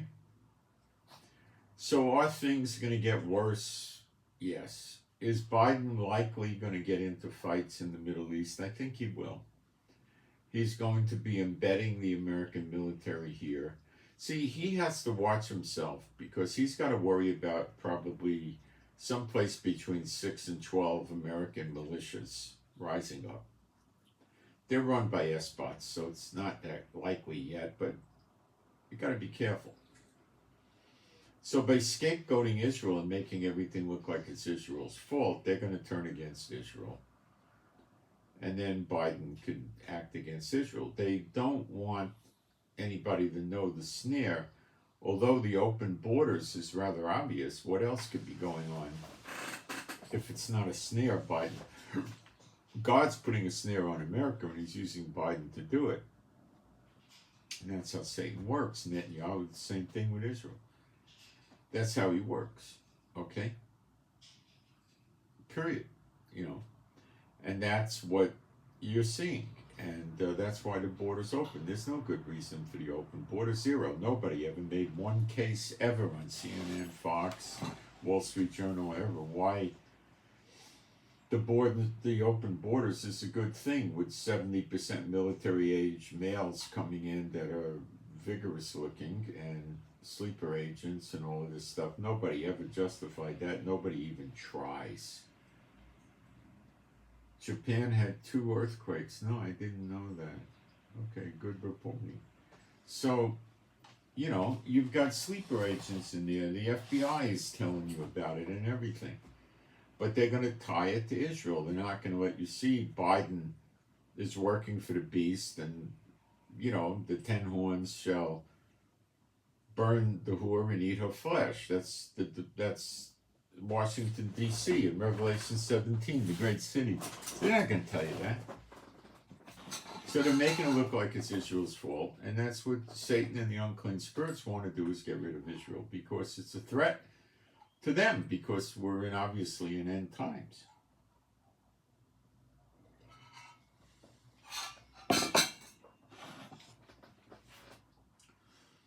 In the year of recompenses, the nations get it back on them for what they've done to Israel. Jehovah says he has a controversy with the nations. It means heathens over Zion. That's over Israel. He's starting to restore Israel. Hosea 6:1 and 2 explains the punishment on Israel is for 2 days. Peter tells us 1,000 years is like a day unto the Lord. The punishment on Israel is not for 48 hours, it's for 2,000 years. When did it start? Well, there's different theories. One theory is when Yeshua got killed. Another theory is 70 AD, when the temple got burned and destroyed. Another theory that I favor is 63 AD, when the Romans started attacking Jerusalem and killing Jews. And it went in 2 waves of 3.5 years each, culminating in a 7-year period when they burned the temple. When Rome burned the temple, 70 AD. I favor the 63 AD, which was the beginning of it. But, there's different versions. But anyway, year of recompenses precedes the redemption. But the Lord showed me that they overlap, or I believe they overlap, and I'm going to come into the overlap with you in a minute, where we think it is. So, the nations are getting their head handed to them for what they're doing. Now, what Biden wants isn't what Biden gets. What Netanyahu wants and what China wants and Russia and North Korea isn't what they get. Now, the thing that all the churches won't tell the people, I haven't found a single one of these churchianity false teachers, false prophets, liars, and everything else ever reveal this scripture to you that I will do right now. It's Jeremiah 30, verse 11, which is associated with the birth pangs. For I am with thee, saith Jehovah, to save thee, speaking to Israel, though I make a full end of all nations whither I have scattered thee. Okay, yet I will not make a full end of thee, but it will punish us. Okay, we got punished plenty. Getting punished now. Notice, like living here where we have almost 100 days of war in a row with missiles, rockets, terrorists. It's not easy. It's not nice. He's going to make a full end of all the nations. And this is tied right into the birth pangs in Jeremiah 30. It's a birth pangs passage, leading to the travail, which is the actual birth of the nation in a day, which was not 1948. It's Zechariah 12:10, when they look upon the one whom they have pierced. And before that, the Spirit's poured out on him. Now, when you read that with John 6:40, it says, those that believe and see him shall receive everlasting life. I never hear them talk about that. So the nations are building this anti-genocide, anti-Israel thing up, and that's going to culminate in their destruction. And how's that going to happen? Well, look at Russia and NATO and Europe, right? With Belarus and other smaller allies that Russia has.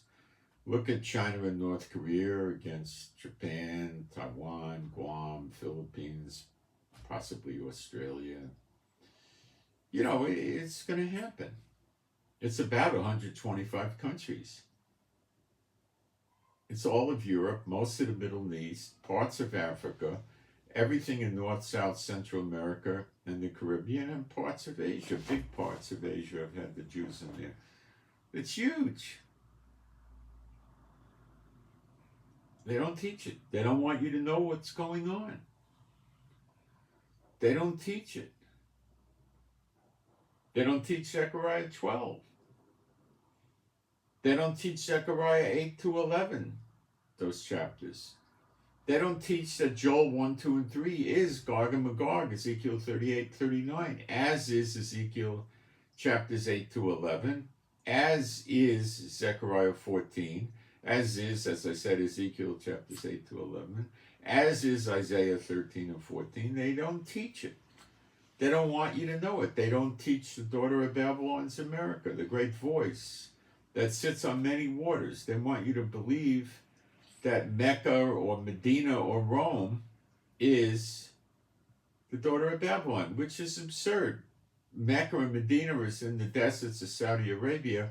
How do they sit on many waters? Let's look at America. You got the Great Lakes, which are like oceans. You got the Atlantic, the Pacific, the Gulf of Mexico, 8,000 rivers, and probably just as many lakes. Compare that to Mecca and Medina. Compare that to Rome. What has Rome got? First of all, you know how many people live in Rome, in the Vatican? About 200 to 300 people. And they're all in the Catholic Church. The daughter of Babylon in Jeremiah 50:51 is different mingled people. There's no mingled people in the Vatican.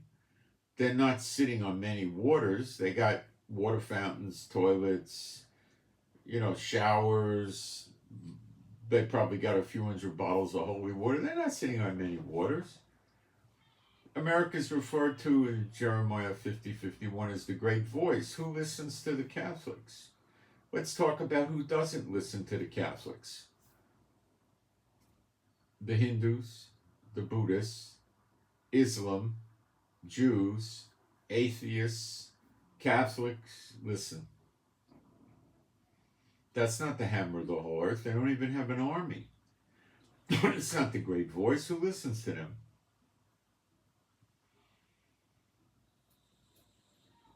Saudi Arabia is the great voice, the hammer of the whole earth. Come on, no, that doesn't make sense at all. It's America. It says the nations gather there. Where? They go to the UN. They gather in the UN. All the countries go there. It's in New York, by the East River. I think it's 54th or 57th Street. I've been in there. I've been there a few times as a kid, Rockefeller contributed the land for the UN, by the way.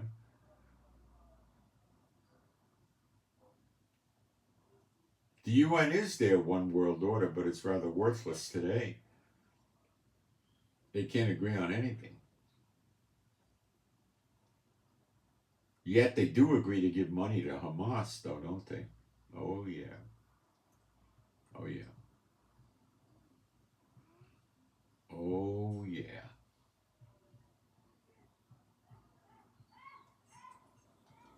So Israel's going to turn against America, not just Netanyahu, but the public, and they already have. They already have. There's a lot of resentment towards America right now for what they're telling Israel to do. And it can blow up, and it could turn military. It says that America will be here someplace around the Jordan River and run away. Well, that'll be because of the two witnesses.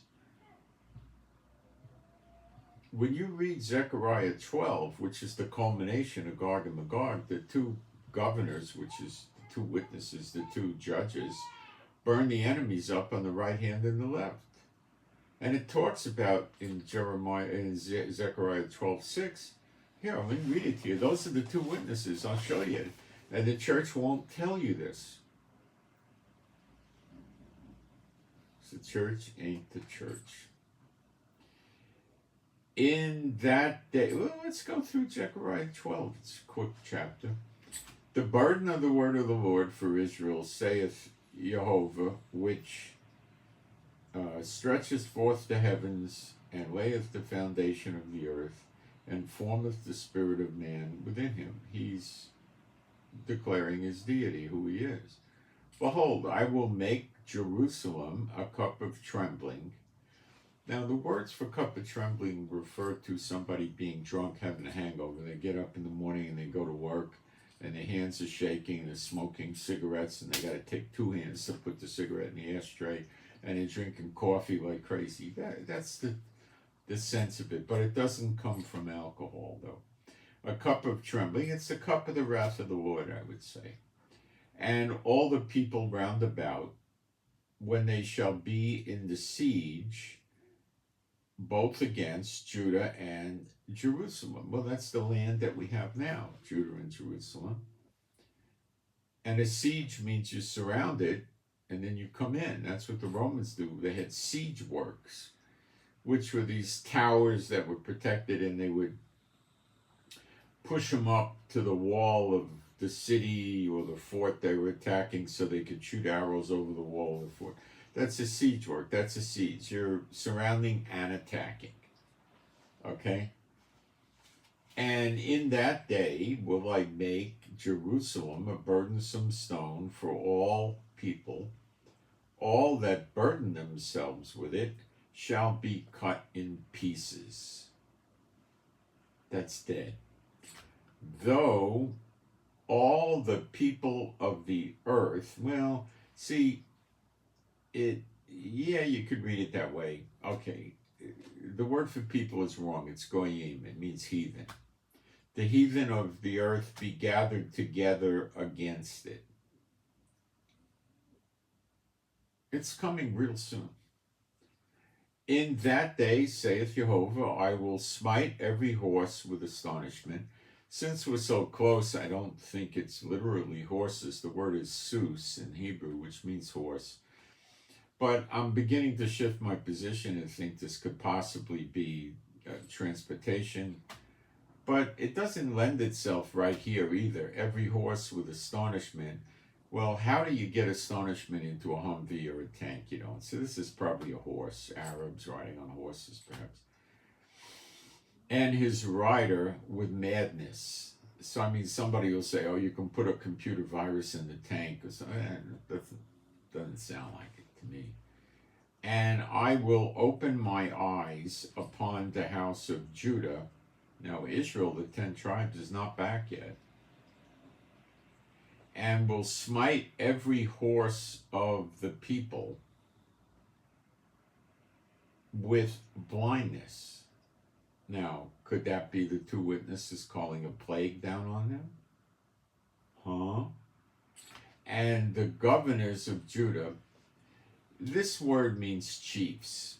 And God says in Isaiah 1, he's going to run Israel with the judges again, like he did at the beginning with Moses and Aaron and the counselors. That's in Isaiah 1. And to be a judge, you have to be a prophet. And the two witnesses in Revelation 11 are referred to as witnesses, or martyrs is the correct term, and prophets. So they're the candidates. Now listen to this. And the judges of Judah shall say in their heart, the inhabitants of Jerusalem shall be my strength in Jehovah of hosts, their God, their Elohim. So there's a ton of believers in Jerusalem at this time. That's not the case today. I live in Israel. In that day will I make the governor, I would say judges of Judah, like an earth of fire among the wood. Does that sound like two witnesses that have the fire come out of their mouth? And it goes on. So I'll read this again. I will make the governors, it's plural, like two. Doesn't have to be two, but it's plural. Get with the program, guys. Of Judah, like an earth of fire among the wood, and like a torch of fire in a sheaf. He says it twice, basically the same thing in a different way, because there's two of them. Like a torch of fire in a sheaf, and they shall devour, that could also mean burn up, all the people round about on the right hand and on the left. And then they twist it and it says, and Jerusalem shall be inhabited again in her own place. It doesn't mean that. They may have not known enough Hebrew to get it right. And Jerusalem shall remain still in her own place in Jerusalem. That's what it says. Jehovah also shall save the tents of Judah first, that the glory of the house of David and the glory of the inhabitants of Jerusalem do not magnify themselves against Judah. In that day shall Jehovah defend the inhabitants of Jerusalem. I told you that the deliverance is only going to come in a way that everybody knows it came from Jehovah. And he that be feeble among them at that day shall be as David. How does that happen? Feeble is like me. Old people bent over, can't walk, arthritis, blah, blah, blah. Bad eyes, bad ears, bare bones, right? Shall be as David. David killed Goliath, and a bear and a lion. What's up here? I'll show you. And the house of David shall be as Elohim, the angel of the Lord before them. That's the glory God of Israel that was in the wilderness with Moses and Aaron. And he killed 130,000 people in one day. And the house of David will be like him. It says it in your own Bible. And it shall come to pass in that day that I will seek to destroy all the Goyim, all the heathen, that come against Jerusalem. He's going to destroy them. And I will pour upon the house of David and upon the inhabitants of Jerusalem the spirit of grace and of supplications. So he poured his spirit out on them. It's quite accurate to say now they're believers, is it not? Of course it is. He's going to pour his spirit out on Satanists or something. And then what does it say? And they shall look upon me. Who's the Word made flesh? Yeshua. They shall look upon me, whom they have pierced. Who did they stick a spear in his side? Water and blood came out, which some say is the beginning of the church. Blood baptism, water, the Holy Spirit. It's a good explanation. I don't know how true it is, but it's good. It sounds good. Whom they have pierced, and they shall mourn for him, as one mourneth for his only son, and shall be in bitterness for him. And only the word son's added in, it just says only. Be in bitterness for him, one that is in bitterness for his firstborn. So then it talks about the mourning. So obviously, they have the Spirit poured out in them. And then they look upon Yeshua. Now, the church never teaches you this either. Read John 6:40.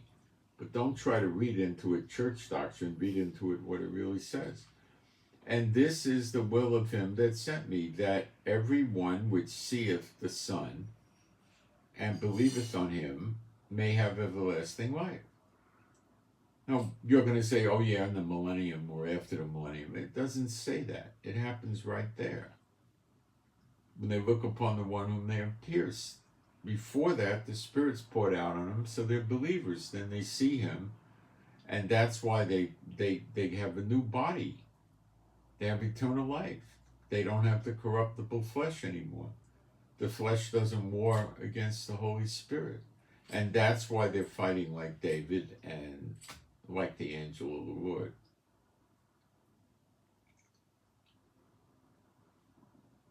It says, and raise him up at the last day. Well, the last day is when there's no more days, and that's when the rapture is. Just go up one verse, John 6:39. And this is the Father's will which hath sent me, that of all which he hath given me, I should lose nothing, but should raise it up again at the last day. Everybody gets raised up on the same day, the last day, when there are no more days, after the millennium, after Satan's released. That's it. Okay? There's no left behind rapture. There's no pre-trib, mid-trib, post-trib. It's the last day. There are no more days. It says it again. He repeats it 4 times. He says it in John 6:44.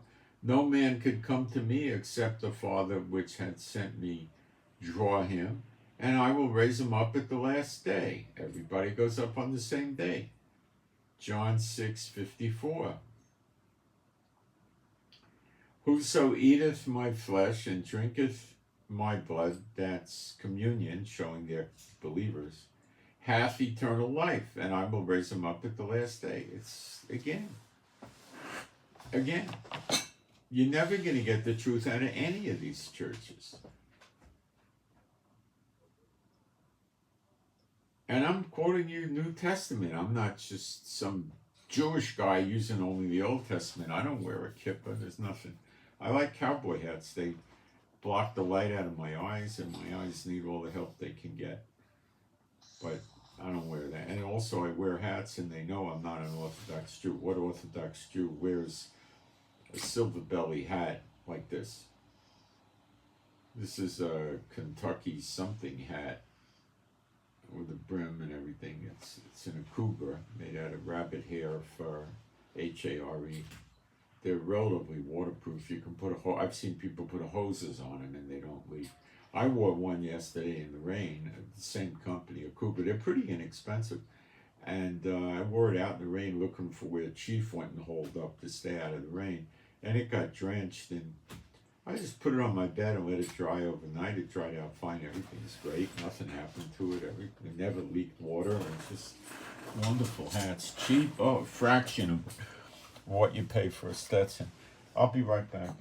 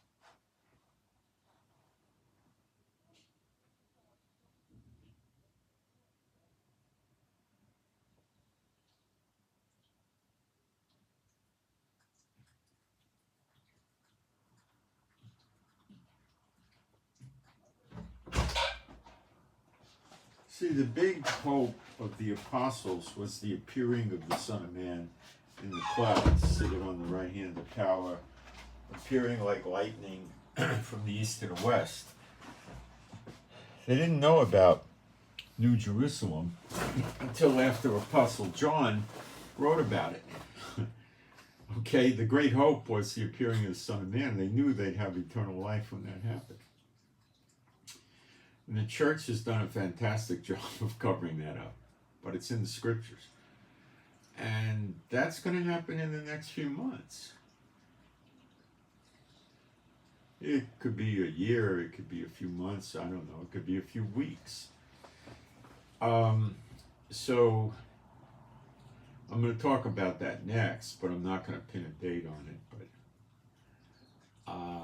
if you go through my videos in the live section, you'll find much more information about this. Okay, I can't do this in one video because we'll run out of time. I try to keep these videos shorter than they usually turn out. All right, let me check for prayer requests. And let's see. That one we did. We have a toss request for JC, Jack Charlie, demon toss request. Toss request for BC, Baker Charlie, BC, Baker Charlie. Toss request, and this one is a whole enchilada endless salad. BC, toss request, whole enchilada endless salad. That's code. Some of you know what it is. My spiritual warrior buddies.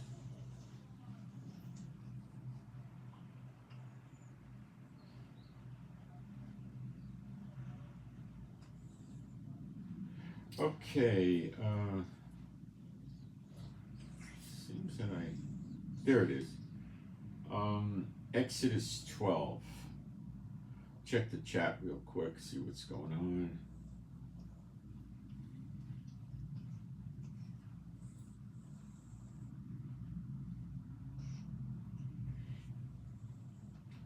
Okay, chat seems to be in order. Let's go to Exodus 12. I think we're entering into a new period where the Lord's going to have me teaching the law. I think. I'm pretty sure. We'll see. But it started last night or yesterday afternoon. 12:1. And Jehovah spake unto Moses and Aaron in the land of Egypt, saying, now they had, okay, I'm sorry. Last night my wife went out in the Galilee of Israel and spotted the new moon. So as of last night, we're in the 12th month.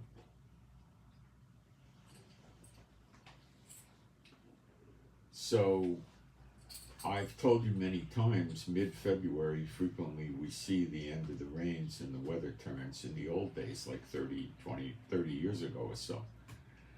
Lately I haven't seen it that much, but we'll see, okay? Let me read and we'll keep going. Now, so he's saying, and Jehovah spake unto Moses and Aaron in the land of Egypt, saying, this month shall be unto you the beginning of months. Okay? Now, the word for month is chodesh, which means new. The month, the beginning of the month is spotted by the appearing of the new moon sliver, not a full moon, the new moon sliver. It's a little thin thing. Okay? My wife took a picture of it last night. And that's when you start your month. And you count 12 months, and then you get into another year. There is no adding on a 13th month because the crop's delayed or something like that. The months are indicated by the moon, not the crops. Okay. The month shall be unto you the beginning of months. It shall be the first month of the year. And again, the words are correct. Chodesh, new, of the year. And the word for year is Shana. They haven't twisted or turned this. Speak you unto the congregation, and the word for congregation is Edah, means congregation, of Israel, saying, in the 10th day of this month, they shall take to them every man a lamb, according to the house of their fathers, a lamb for a house. So he's getting us set for the Passover on the 10th day of the first month. So if we're going to have a 30-day month sometime around February 12th, 13th or something like that, next month will be the first day of the month, and then sometime around very late February will be the Passover. Now, what happened on the Passover was the Exodus out of Egypt. Is that what's going to happen again this year? I don't know. I'm not going to say I know. I don't know. Is it something we could possibly see? It is. Don't try to restrict God, because for man there wouldn't be enough time. Be still and know he's God. He's not subject to time limitations that man has. He could do things so fast you wouldn't believe it. You would when you see it. And they shall take to them every man according to okay, so we covered that. And if the household be too little for the lamb, let him and his neighbor next unto his house take according to the number of souls, every man according to his eating shall make your count for the lamb. So if you're just two people and the lamb's too much, maybe you have a neighbor that just has 2 people and you share the lamb, or if you've got 7 kids, you're obviously going to do the lamb yourself. Your lamb shall be without blemish, a male of the first year. Now let's see if it says first year. The word for first is grievously translated incorrectly. The word is bet nun, which means son. It never means first. So without blemish, a male. Let's check the word male. It's a car. Strong's in English, it means a male, that's correct. Of the first year. Well, it doesn't say that. It says a male, and then it says ben, and the word for year is shana. So what are they saying? It's interesting, isn't it? Without blemish, male, son, year.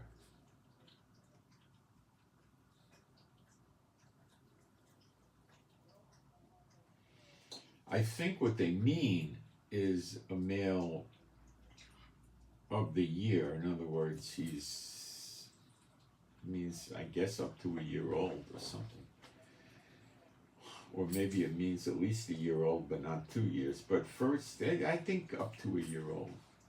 You shall take it out from the sheep or from the goats, and you shall keep it up until the 14th day of the same month, the first month, the 14th day.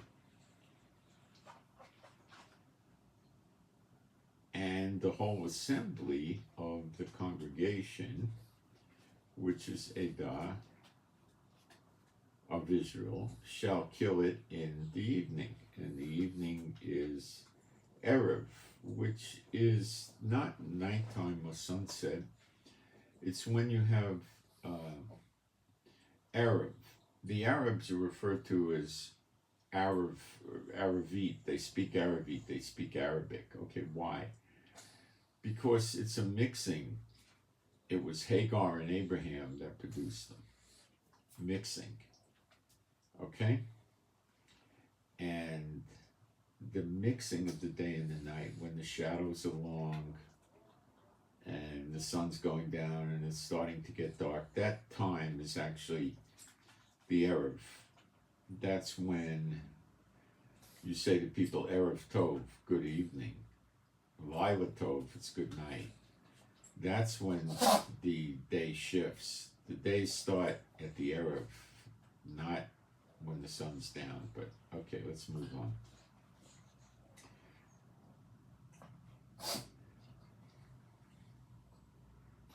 Congregation of Israel shall kill it in the Erev, in the evening. That's when the next day starts.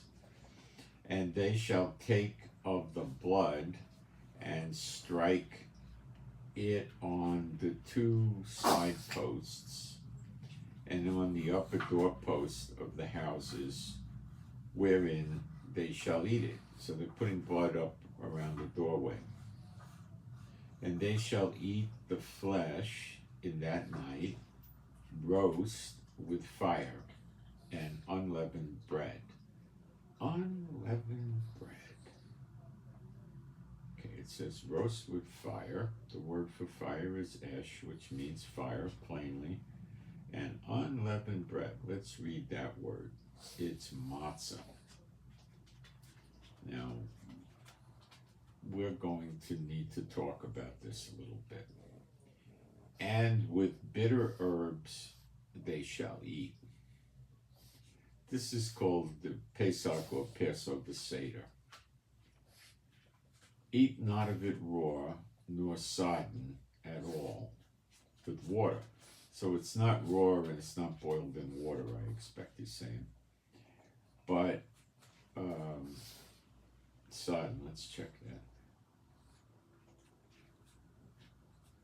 Yeah, boiled in, okay, so you're not boiling it in water. But roast with fire, so you're using an open flame on it. Yeah, you can put it on a barbecue grill, I guess. There's flames under that, you know. His head with his legs, and with, so you're eating the head and the legs, and with the pertinence thereof. Now, the word for pertinence is kareb, and it's not a common word in English. Let's see what Strong's relates it to in English.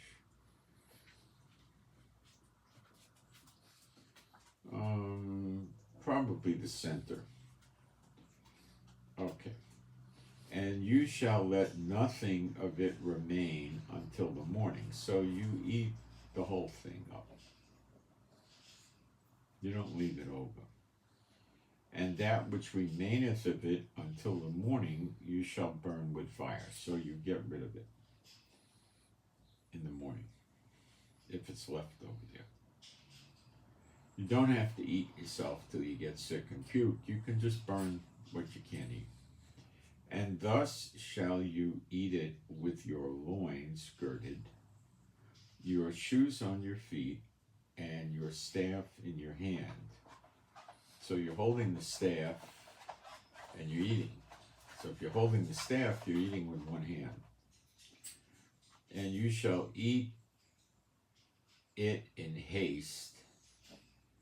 It is the Lord's Passover. So you eat it in haste. What does haste mean? Hurry, you hurry up, you eat it quick. For I will pass through the land, Haaretz, of Egypt, the land of Egypt, this night, and the word for night is Lila, which means night, not Erev. Erev precedes Lila. And will smite all the firstborn in the land of Egypt, both man and beast, and against all the gods of Egypt I will execute judgment. I am Jehovah. See, he's not killing the demons, he's killing their children, their servants. And the blood shall be the firstborn ones, and the blood shall be to you for a token upon the houses where you are. This is a foreshadow of the blood of Yeshua, a salvation coming by blood, a foreshadow. You put the blood in the doorway, you know, you got it, the foreshadow of the blood of Yeshua. And the blood shall be to you for a token. Yeshua was the Lamb of God. He was in a manger. They never said, behold, the bullock of God or the chicken of God. It was always the Lamb of God, okay? I didn't want to mock it. I'm just making a point. And the blood shall be to you for a token upon the houses where you are. And when I see the blood, I will pass over you, and the plague shall not be upon you to destroy you when I smite the land of Egypt. So this killing of the firstborn and animals and people was a plague. And the two witnesses can put any plague they want on any country or peoples or person. So they could do this too. And this day shall be unto you for a memorial. Now, the word for memorial is a zikron, or like a memorial is not a bad translation of remembrance or something. And you shall keep it a feast. Now, the word for feast is a hag. A hag. Now, we use the word here to mean holiday, as well as a feast day in the Bible, but it's a feast day. You shall keep it a feast to Jehovah throughout your generations. That means today too. You shall keep it a feast by an ordinance forever.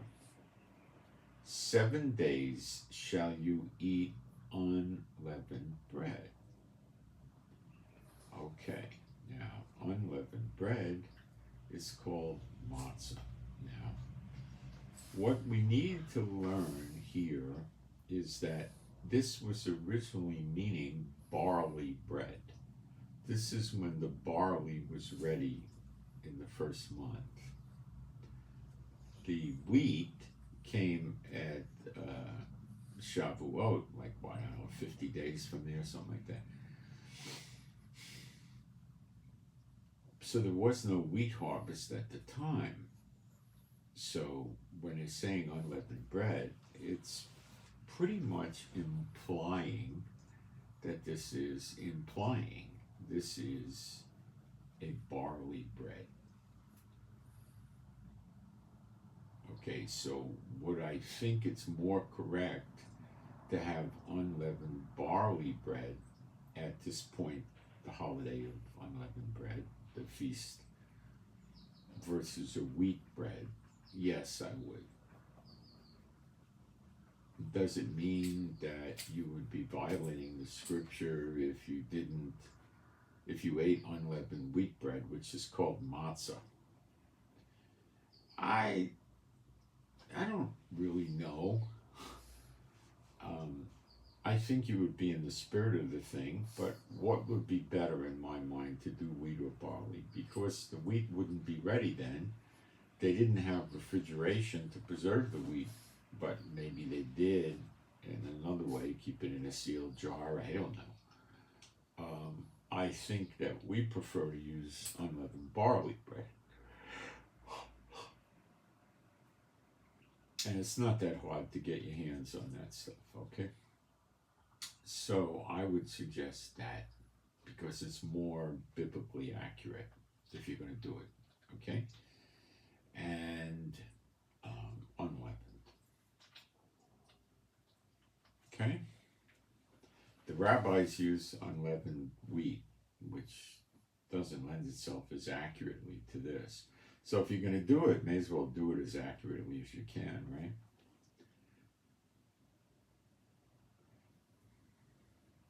For 7 days, and the word for days is correct day, yom, it's the correct word, shall you eat unleavened bread.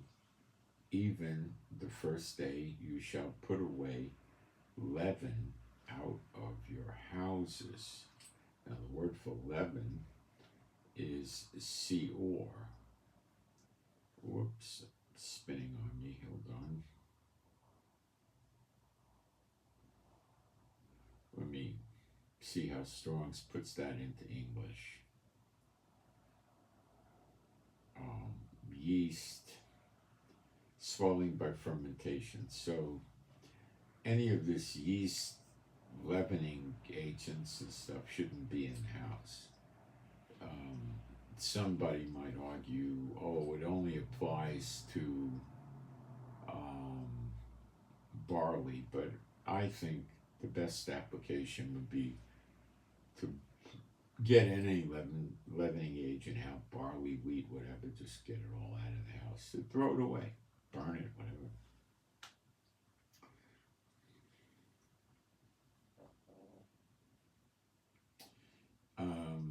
For whosoever eateth leavened bread, and the word for that is called chumetz.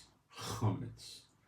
Chumetz means it's a fermented product. So I would not have, or I would not have in the house nor eat any kind of a fermented product. Some fermented cake, for instance, or fermented breads, or I wouldn't do it. Okay.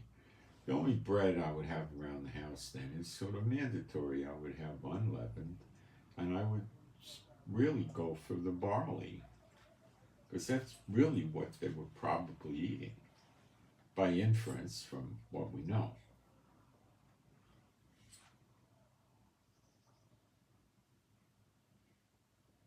From the first day until the 7th day, that's, okay, so one that eats leavened bread, that soul shall be cut off from Israel. So the penalty is like that of being a murderer or adulterer or some really bad things. So I would, if you're going to celebrate it, you should adhere to it as best as possible. And in the first day, there shall be a holy convocation. So you treat the first day like a Shabbat. And in the 7th day, there shall be a holy convocation to you.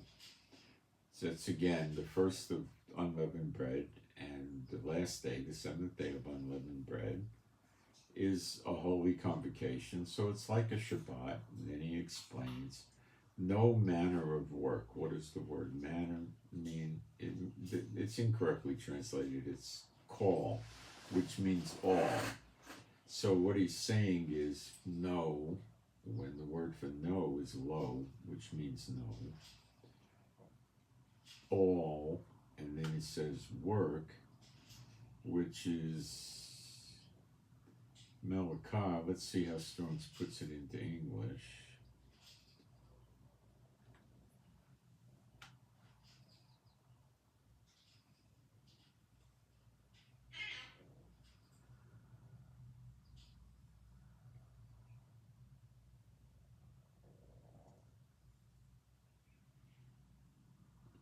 Labor or running your business or your work. So you don't do your regular work. Okay?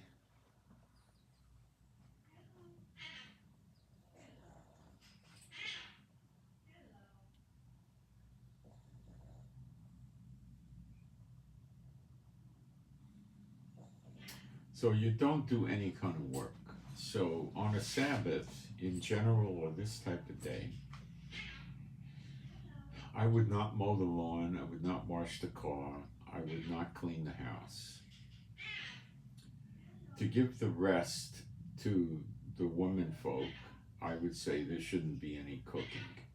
Now, when the day's blending with the night, the Erev, is when it starts. So before then, like let's say starting in the 11, 12, 1, 2 o'clock in the afternoon or something, the woman could prepare a very big meal easily, right? I mean, according to the law. And then you eat that very big meal when Shabbat starts. Why not? Now, you don't clean up the dishes. So how do you play this game? You don't want to wash the dishes to do that kind of work on Shabbat. So you just throw away paper, plastic plates, and then when you're done, you dump them in the garbage and throw the silverware and the dishes in the sink or whatever, and that's it. Just don't wash the dishes. So you have a very big meal when Shabbat starts. Work is not eating. The prep has to be done before Shabbat, and the table all laid out and everything ready to go. And then at Shabbat, you sit down and dig in, just like they did in Fiddler on the Roof. All right? And you eat, and then gorge yourself if you want. And I wouldn't go excessive, but eat fully, and then you're not going to be hungry the next day. So to give a break to the women folk of the house, what do you eat the next day to avoid work? Well, you've got cereal, you've got sandwiches, you've got cold cuts, PB&J, cream cheese and jelly. You could, it says not kindle a fire, not start a fire, which for them back then was work. They had to get the fire going and get it started. So what do? We don't use the gas flame on Shabbat, but we could use a nuke, a microwave, a nuke, they call it, right?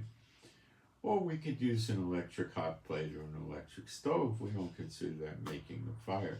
They don't consume anything. So you basically don't want to do any real cooking. That's not fair to the women. You just heat up anything. So have a big meal before Shabbat, then you eat simplex foods on Shabbat, like a cold cut sandwich or just sandwich meat or tuna. You could dump tuna in a can and slop mayonnaise in there. Salmon, you could open a can of sardines.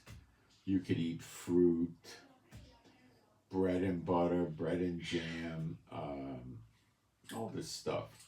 Or you could have a casserole of meat or some dish you had from the day before, put it in your microwave for 2-3 minutes, but a lot of people don't like microwaves, so heating it up, you can put it on a hot plate or eat it cold, or there's so many things you could do. Yogurts,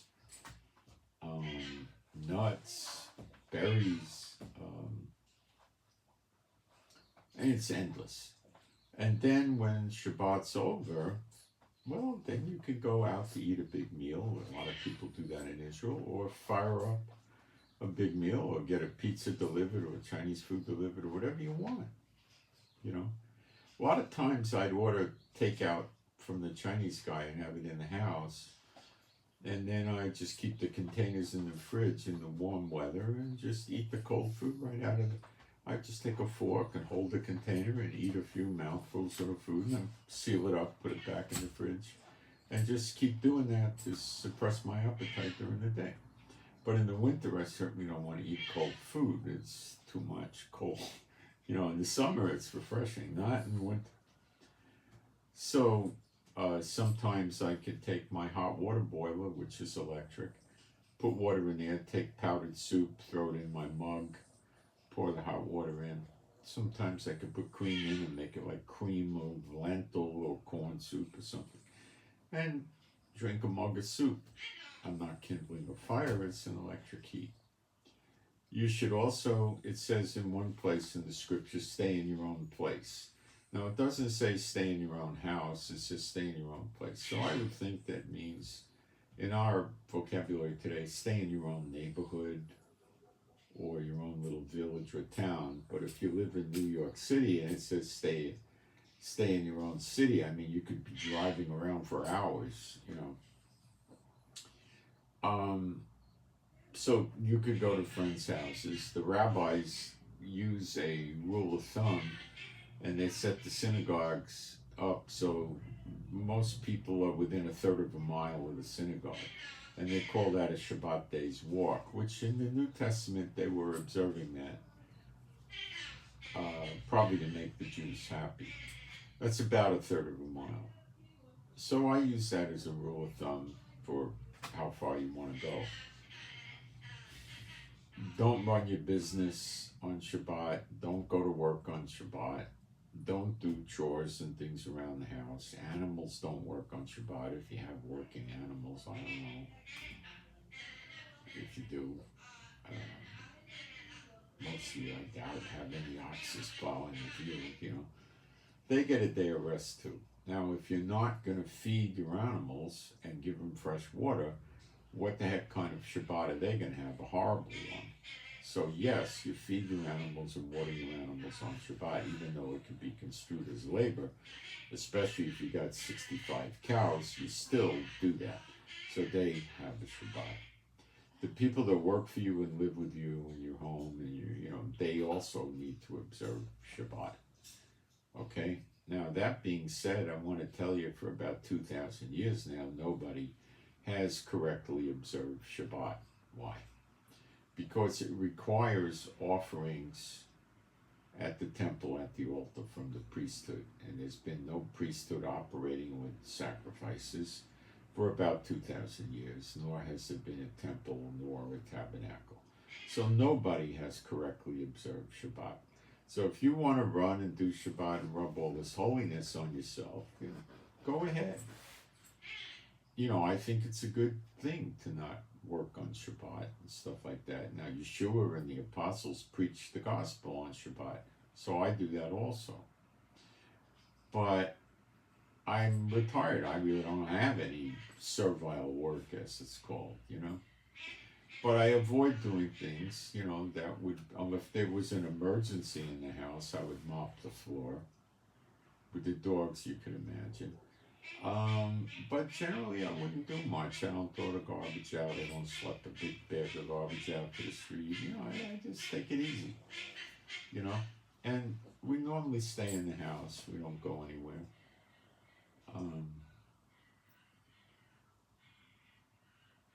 You know, that's pretty much Shabbat. But don't get carried away, because we're in the age of grace.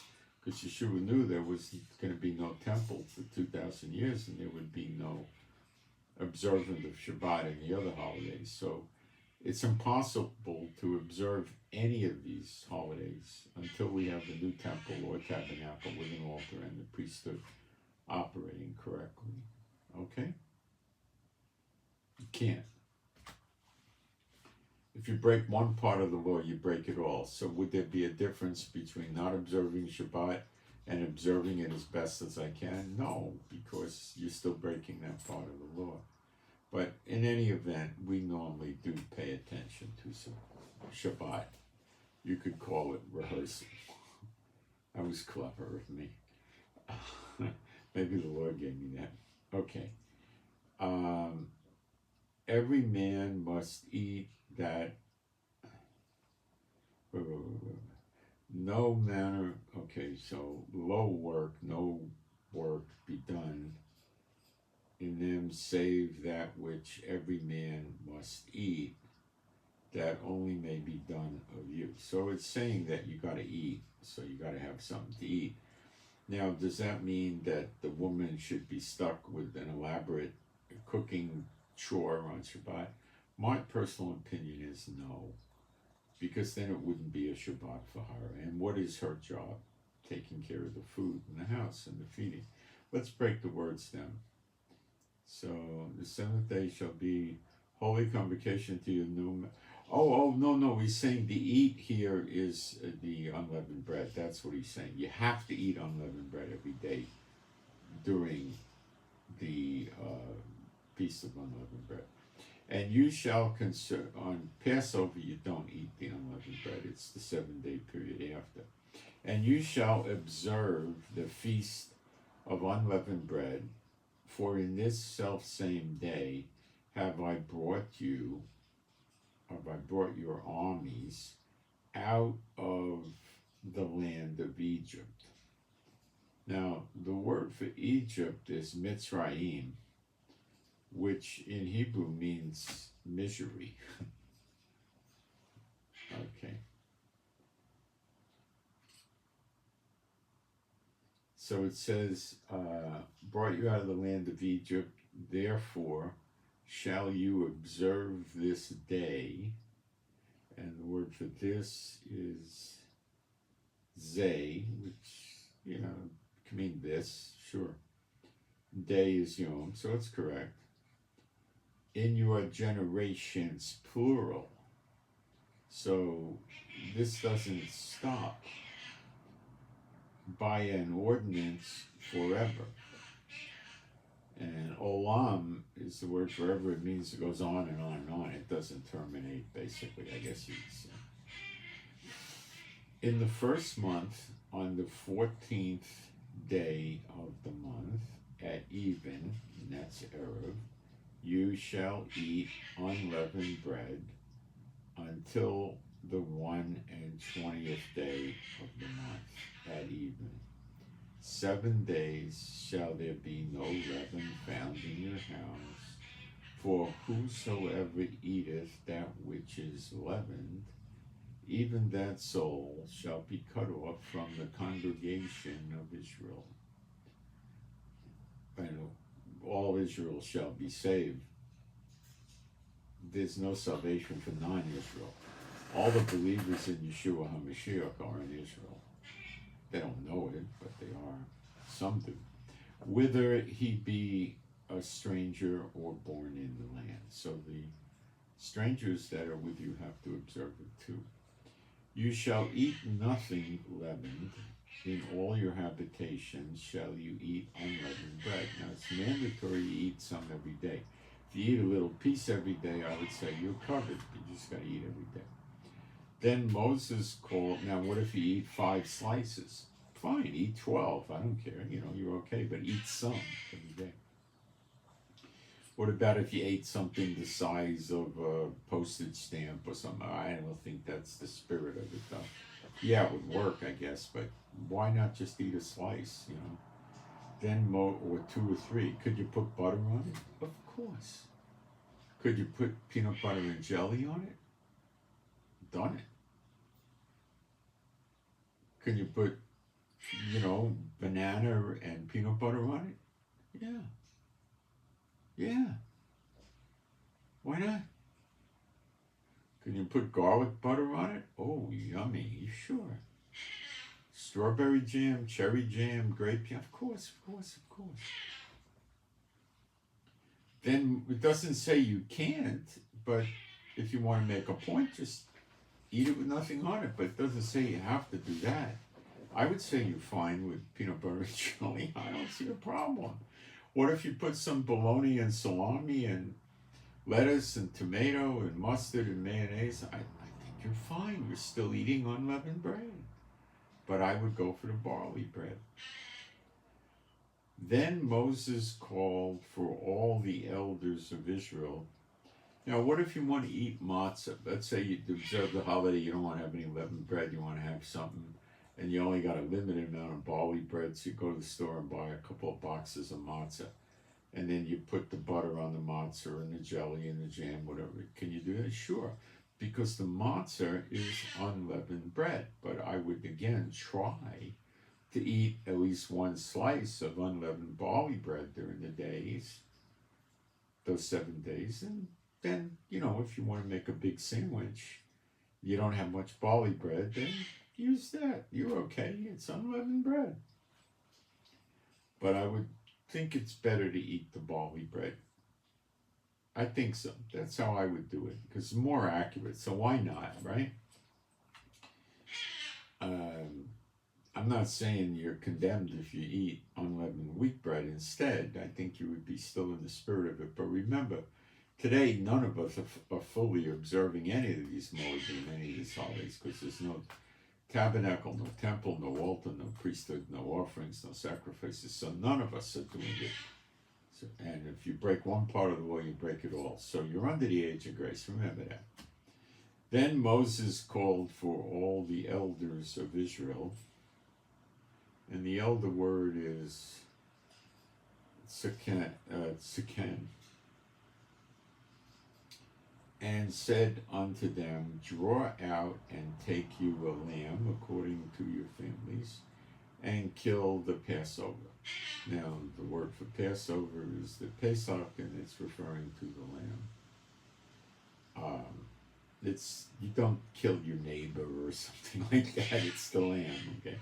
And you shall take, I'm just being silly, a bunch of hyssop and dip it in the blood that is in the basin, and strike the lintel and the two side posts. The lintel, I guess, is the top piece that goes across the door, and then the side, so your doorway has boom, boom, 3 pieces, of wood on it or something. And the 2 side posts with the blood that is in the basin, and none of you shall go out at the door of his house until the morning. Because if you were walking around, they may not know if you're one of the ones to be spared or one of the ones to get it. And Jehovah will pass through to smite the Egyptian, and when he seeth the blood upon the lintel and on the 2 side posts, Jehovah will pass over the door and will not suffer the destroyer to come unto your house to smite you. And you shall observe this thing for an ordinance to thee and to thy sons forever.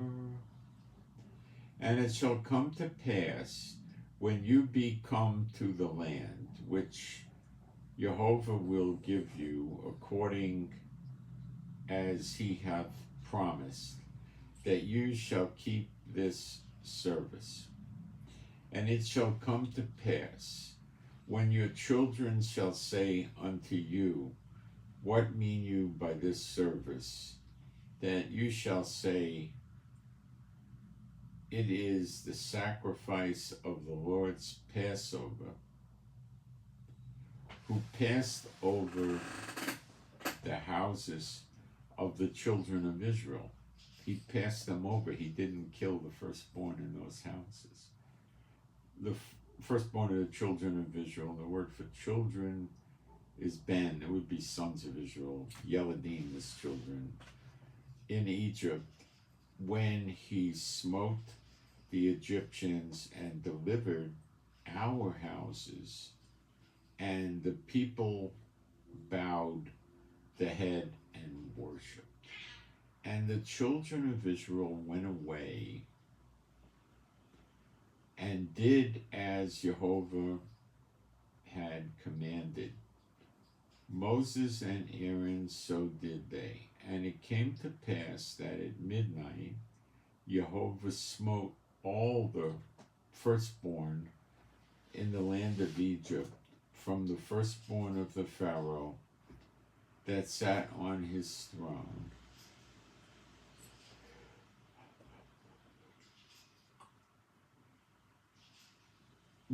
firstborn, I think I read somewhere, hold on. Firstborn of Pharaoh that sat on his throne, no, I got that right, unto the firstborn of the captive that was in the dungeon, and all the firstborn of cattle. And Pharaoh rose up in the night, he and all his servants and all the Egyptians, and there was a great cry in Egypt, for there was not a house where there was not one dead. And he called for Moses and Aaron by night, and said, Rise up and get you forth from among my people, both you and the children of Israel, and go and serve Jehovah as you have said. So God had to get them free in the second Exodus with plagues. Who are we expecting that can deliver plagues but the two witnesses? Is this going to be reproduced? It's a possibility. We'll have to wait and see. It's a strong possibility, but let's watch. Also take your flocks and your herds, as you have said, and be gone, and bless me also. Well, the two witnesses aren't going to bless Biden and people like that. That is not going to happen.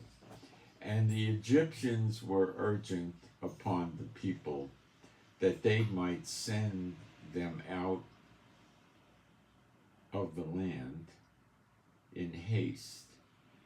They said, we be all dead.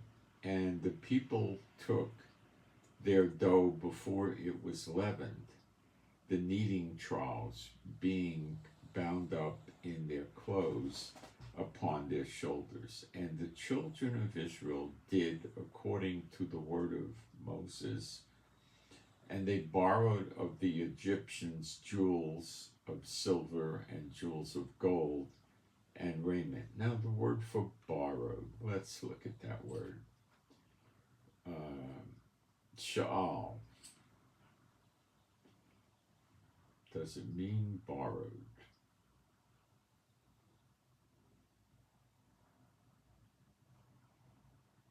Request.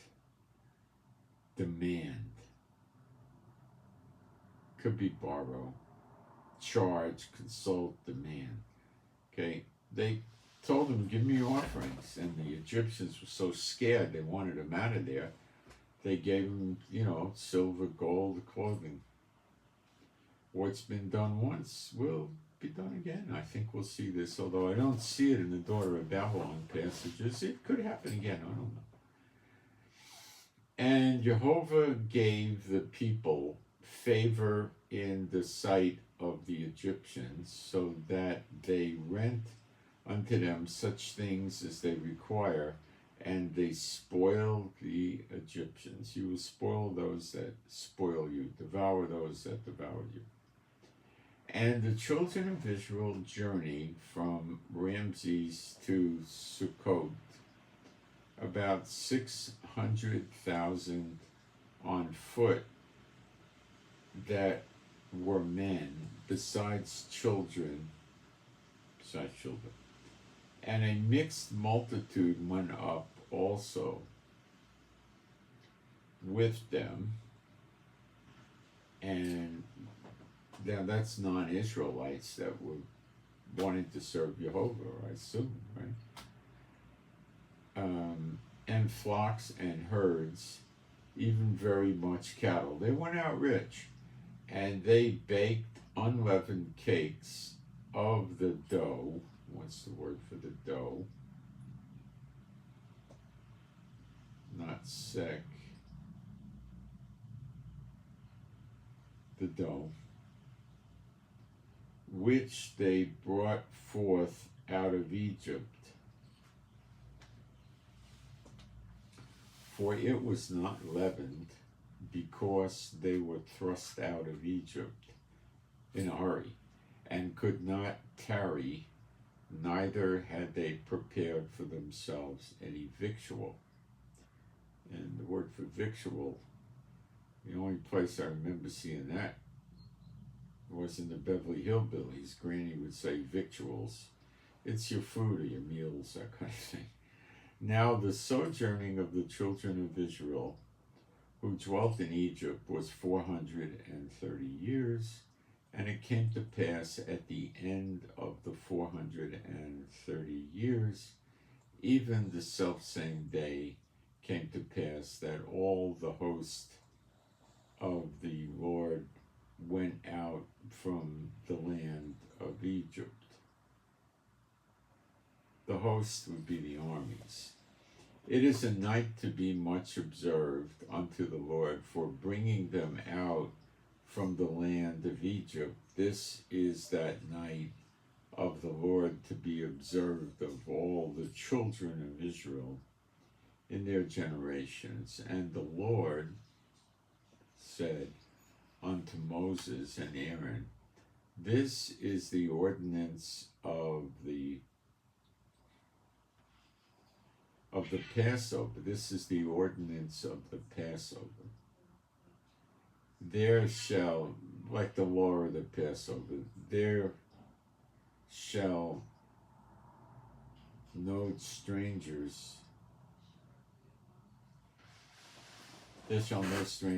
eat thereof, but every man's servant that is bought for money, when thou hast circumcised him, that means he enters into the blood of the covenant, blood comes out, then shall he eat thereof. A foreigner and a hired servant shall not eat thereof. In one house shall it be eaten. Those shall not carry forth out of the flesh abroad, out of the house, neither shall you break a bone thereof. That's why Yeshua's bones were never broken. He was the Lamb of God. Passover lamb.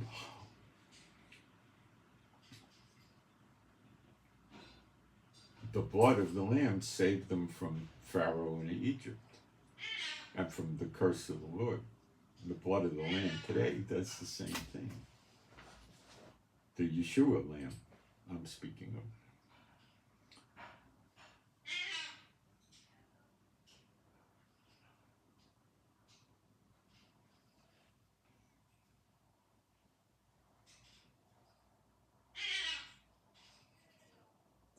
That's Tiki bird.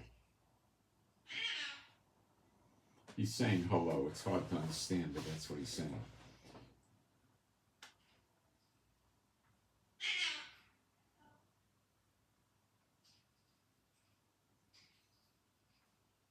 In one house shall it be eaten, thou shalt not carry forth aught of the flesh abroad of the lamb. It doesn't get transported away with you. You get rid of it. You burn it in the morning if you didn't eat it. Out of the house, neither shall you break a bone thereof. Okay. So you don't smack the bones around and break them. Or snap them. All the congregation of Israel shall keep. And when a stranger shall sojourn with thee and will keep the Passover to the Lord, or the Pesach, let all his males be circumcised, and then let him come near and keep it, and he shall be as one that is born in the land, for no uncircumcised person shall eat thereof. One law shall be to him that is homeborn, and unto the stranger that sojourneth among you. It's the same Torah to apply to all. Thus did all the children of Israel, as the Lord commanded Moses and Aaron, so did they. And it came to pass the selfsame day that Jehovah did bring the children of Israel out of the land of Egypt by their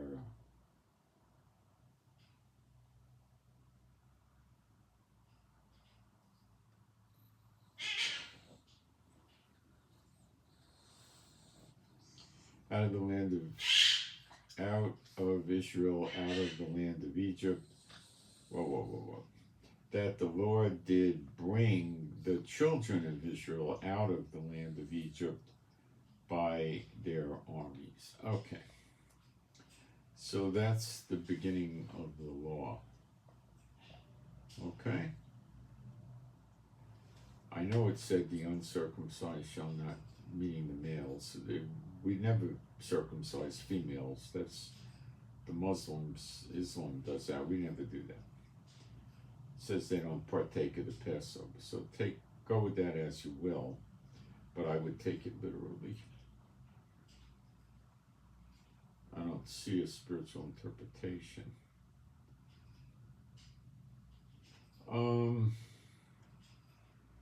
Let's take a peek at the chat. Our ranks went down in the chat, a number of people, because they don't want to hear the law. They just want to get intel from Israel.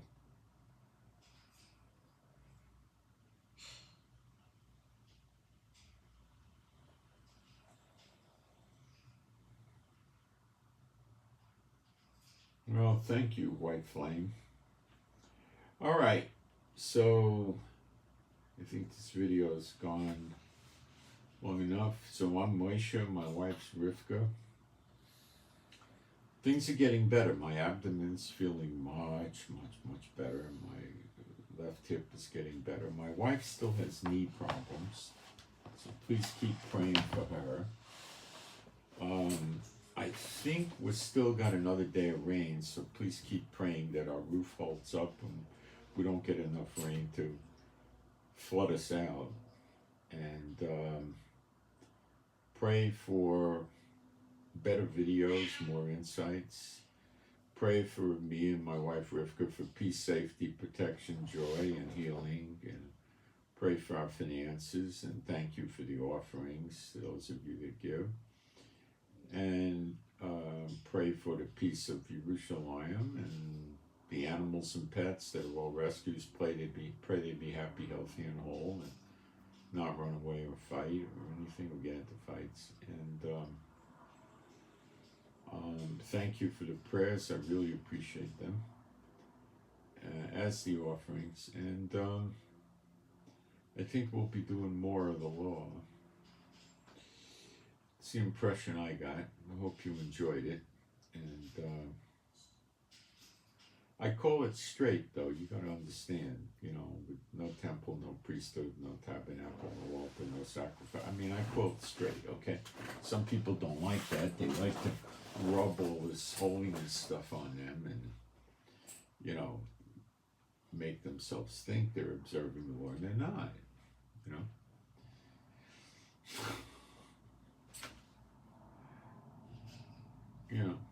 What can I tell you? All right, so that's what I got, and I send my Shabbat Shalom to all those who love Yeshua HaMashiach. Oh, and please pray my wife finds a good, cheap, used car that has automatic, because her knee is getting so irritated by the clutch, she thinks she needs to be in an automatic, and the car's 10 years old. It's not worth anything. So, but anyway,